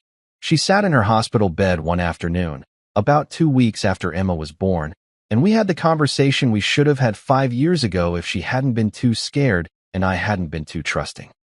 "I loved you," she said, and the past tense hurt more than I expected. "I loved our life. But I was never going to let those people hurt you because of something I saw. Letting you think I was dead was the only way to keep you safe and away from all of this." "You could have told me," I said, but even as the words came out, I knew they weren't entirely true. Would I have believed her? Would I have let her go? Would I have done something stupid and tried to play hero, getting myself killed in the process? Probably. Okay, maybe you couldn't have told me. But Andrew was a mistake. She cut me off, her voice firm despite the exhaustion. He seemed like the answer at first, like someone who could actually protect me. By the time I realized what he really was, I was in too deep. The pregnancy was an accident, and his true colors came out real fast when things got complicated. She looked at Emma sleeping in the bassinet next to her bed. But I can't regret her. She's the only good thing that came from any of this. We did something better than getting back together. Forgiveness. Real forgiveness. The kind that acknowledges hurt and anger and betrayal, but decides that carrying all that weight around isn't worth it anymore. I forgave her for the 5 years of grief, for the funeral where I'd cried so hard I couldn't breathe, for the nights I'd laid awake wondering if I could have saved her. She forgave me for being the kind of person she felt she had to protect by destroying, for not being someone she could trust with the truth, for whatever inadequacies in our relationship had made her think disappearing was the only option. It wasn't dramatic. There were no big speeches or romantic gestures. We just sat there in that hospital room with its beeping machines and terrible lighting, and we let go of the past. Not forgot it. You don't forget something like that, but released it, like opening your hand and watching something heavy finally roll away. I helped her move somewhere safe after she was discharged, a small apartment in a suburb 40 minutes outside the city where nobody knew her as Claire or Anna, where she could just be a single mom trying to figure out life one day at a time. I paid off her hospital bills, which were astronomical because American healthcare is a scam designed to bankrupt people at their most vulnerable. My savings account took a serious hit, but money's just money, and it felt good to fix something concrete after months of dealing with problems that couldn't be solved with a checkbook. I set her up with a lawyer, a real one, not whatever shady character Andrew had connected her with, who specialized in identity issues and witness protection adjacent cases. Turns out there are legal ways to exist when you can't be who you used to be. Paperwork that can make a new identity legitimate. Processes for people who need to disappear for their own safety. It wasn't quick and it wasn't cheap, but it was possible. She sent me pictures sometimes, her and Emma smiling, alive, existing in a world that had finally stopped trying to kill them. Emma in a onesie covered in dinosaurs. Emma discovering her own feet with the kind of wonder that adults forget how to feel. Emma covered in what I assumed was pureed carrots, looking proud of the mess. Normal baby stuff, normal mom stuff. The kind of mundane happiness that people take for granted until they've lost it. I never visited. We both agreed it was better that way. Cleaner, safer, less complicated. She had her life, I had mine. And Emma would grow up with a mom who loved her and a complicated origin story that would probably come out during her rebellious teenage years and cause all sorts of drama. But that was future problems. Present problems were handled, the bad guys were facing consequences, and everyone involved was still breathing, which felt like a win given how this whole thing had started. And every now and then, when my phone rings from an unknown number, I still flinch. My heart does that thing where it jumps into my throat, and my brain immediately starts catastrophizing about what fresh hell is calling me now. Because once you get a call from your dead wife giving birth, once you've lived through the kind of Tuesday that rewrites your entire understanding of reality, spam calls just hit different. That little moment of panic before you answer, wondering if it's a telemarketer trying to sell you car insurance or if your life is about to explode again, it never fully goes away. But most of the time, it's just spam. Just someone trying to reach me about my car's extended warranty, which is expired and I don't care. Just a robocall about lowering my credit card interest rate on cards I don't have. Just normal, annoying, everyday intrusions that remind me my life has returned to being boring. And boring, it turns out, is exactly what I needed. Boring is underrated. Boring means nobody's faking their death, nobody's laundering money through fake charities, nobody's having secret babies in ICU units. Boring means I can drink my terrible office coffee without my phone ringing with life-altering news. Boring means I get to exist without constantly looking over my shoulder, wondering when the next disaster will hit. I still think about Claire sometimes. Not the Anna version, but the original Claire, the woman I married and loved and thought I'd lost forever. I think about the life we could have had if she'd seen different numbers in that accounting ledger, if she'd looked away instead of digging deeper, if she'd trusted me enough to let me help carry the weight. But those thoughts are gentler now, less like open wounds and more like old scars that ache when it rains. Emma will be okay. Anna will be okay. And me? I'm okay too. In that relative way that people are okay after surviving something that should have broken them, but somehow didn't. I wake up, I go to work, I drink terrible coffee, and my phone stays mostly quiet. That's not a fairy tale ending, but it's an ending. And after everything, that's enough.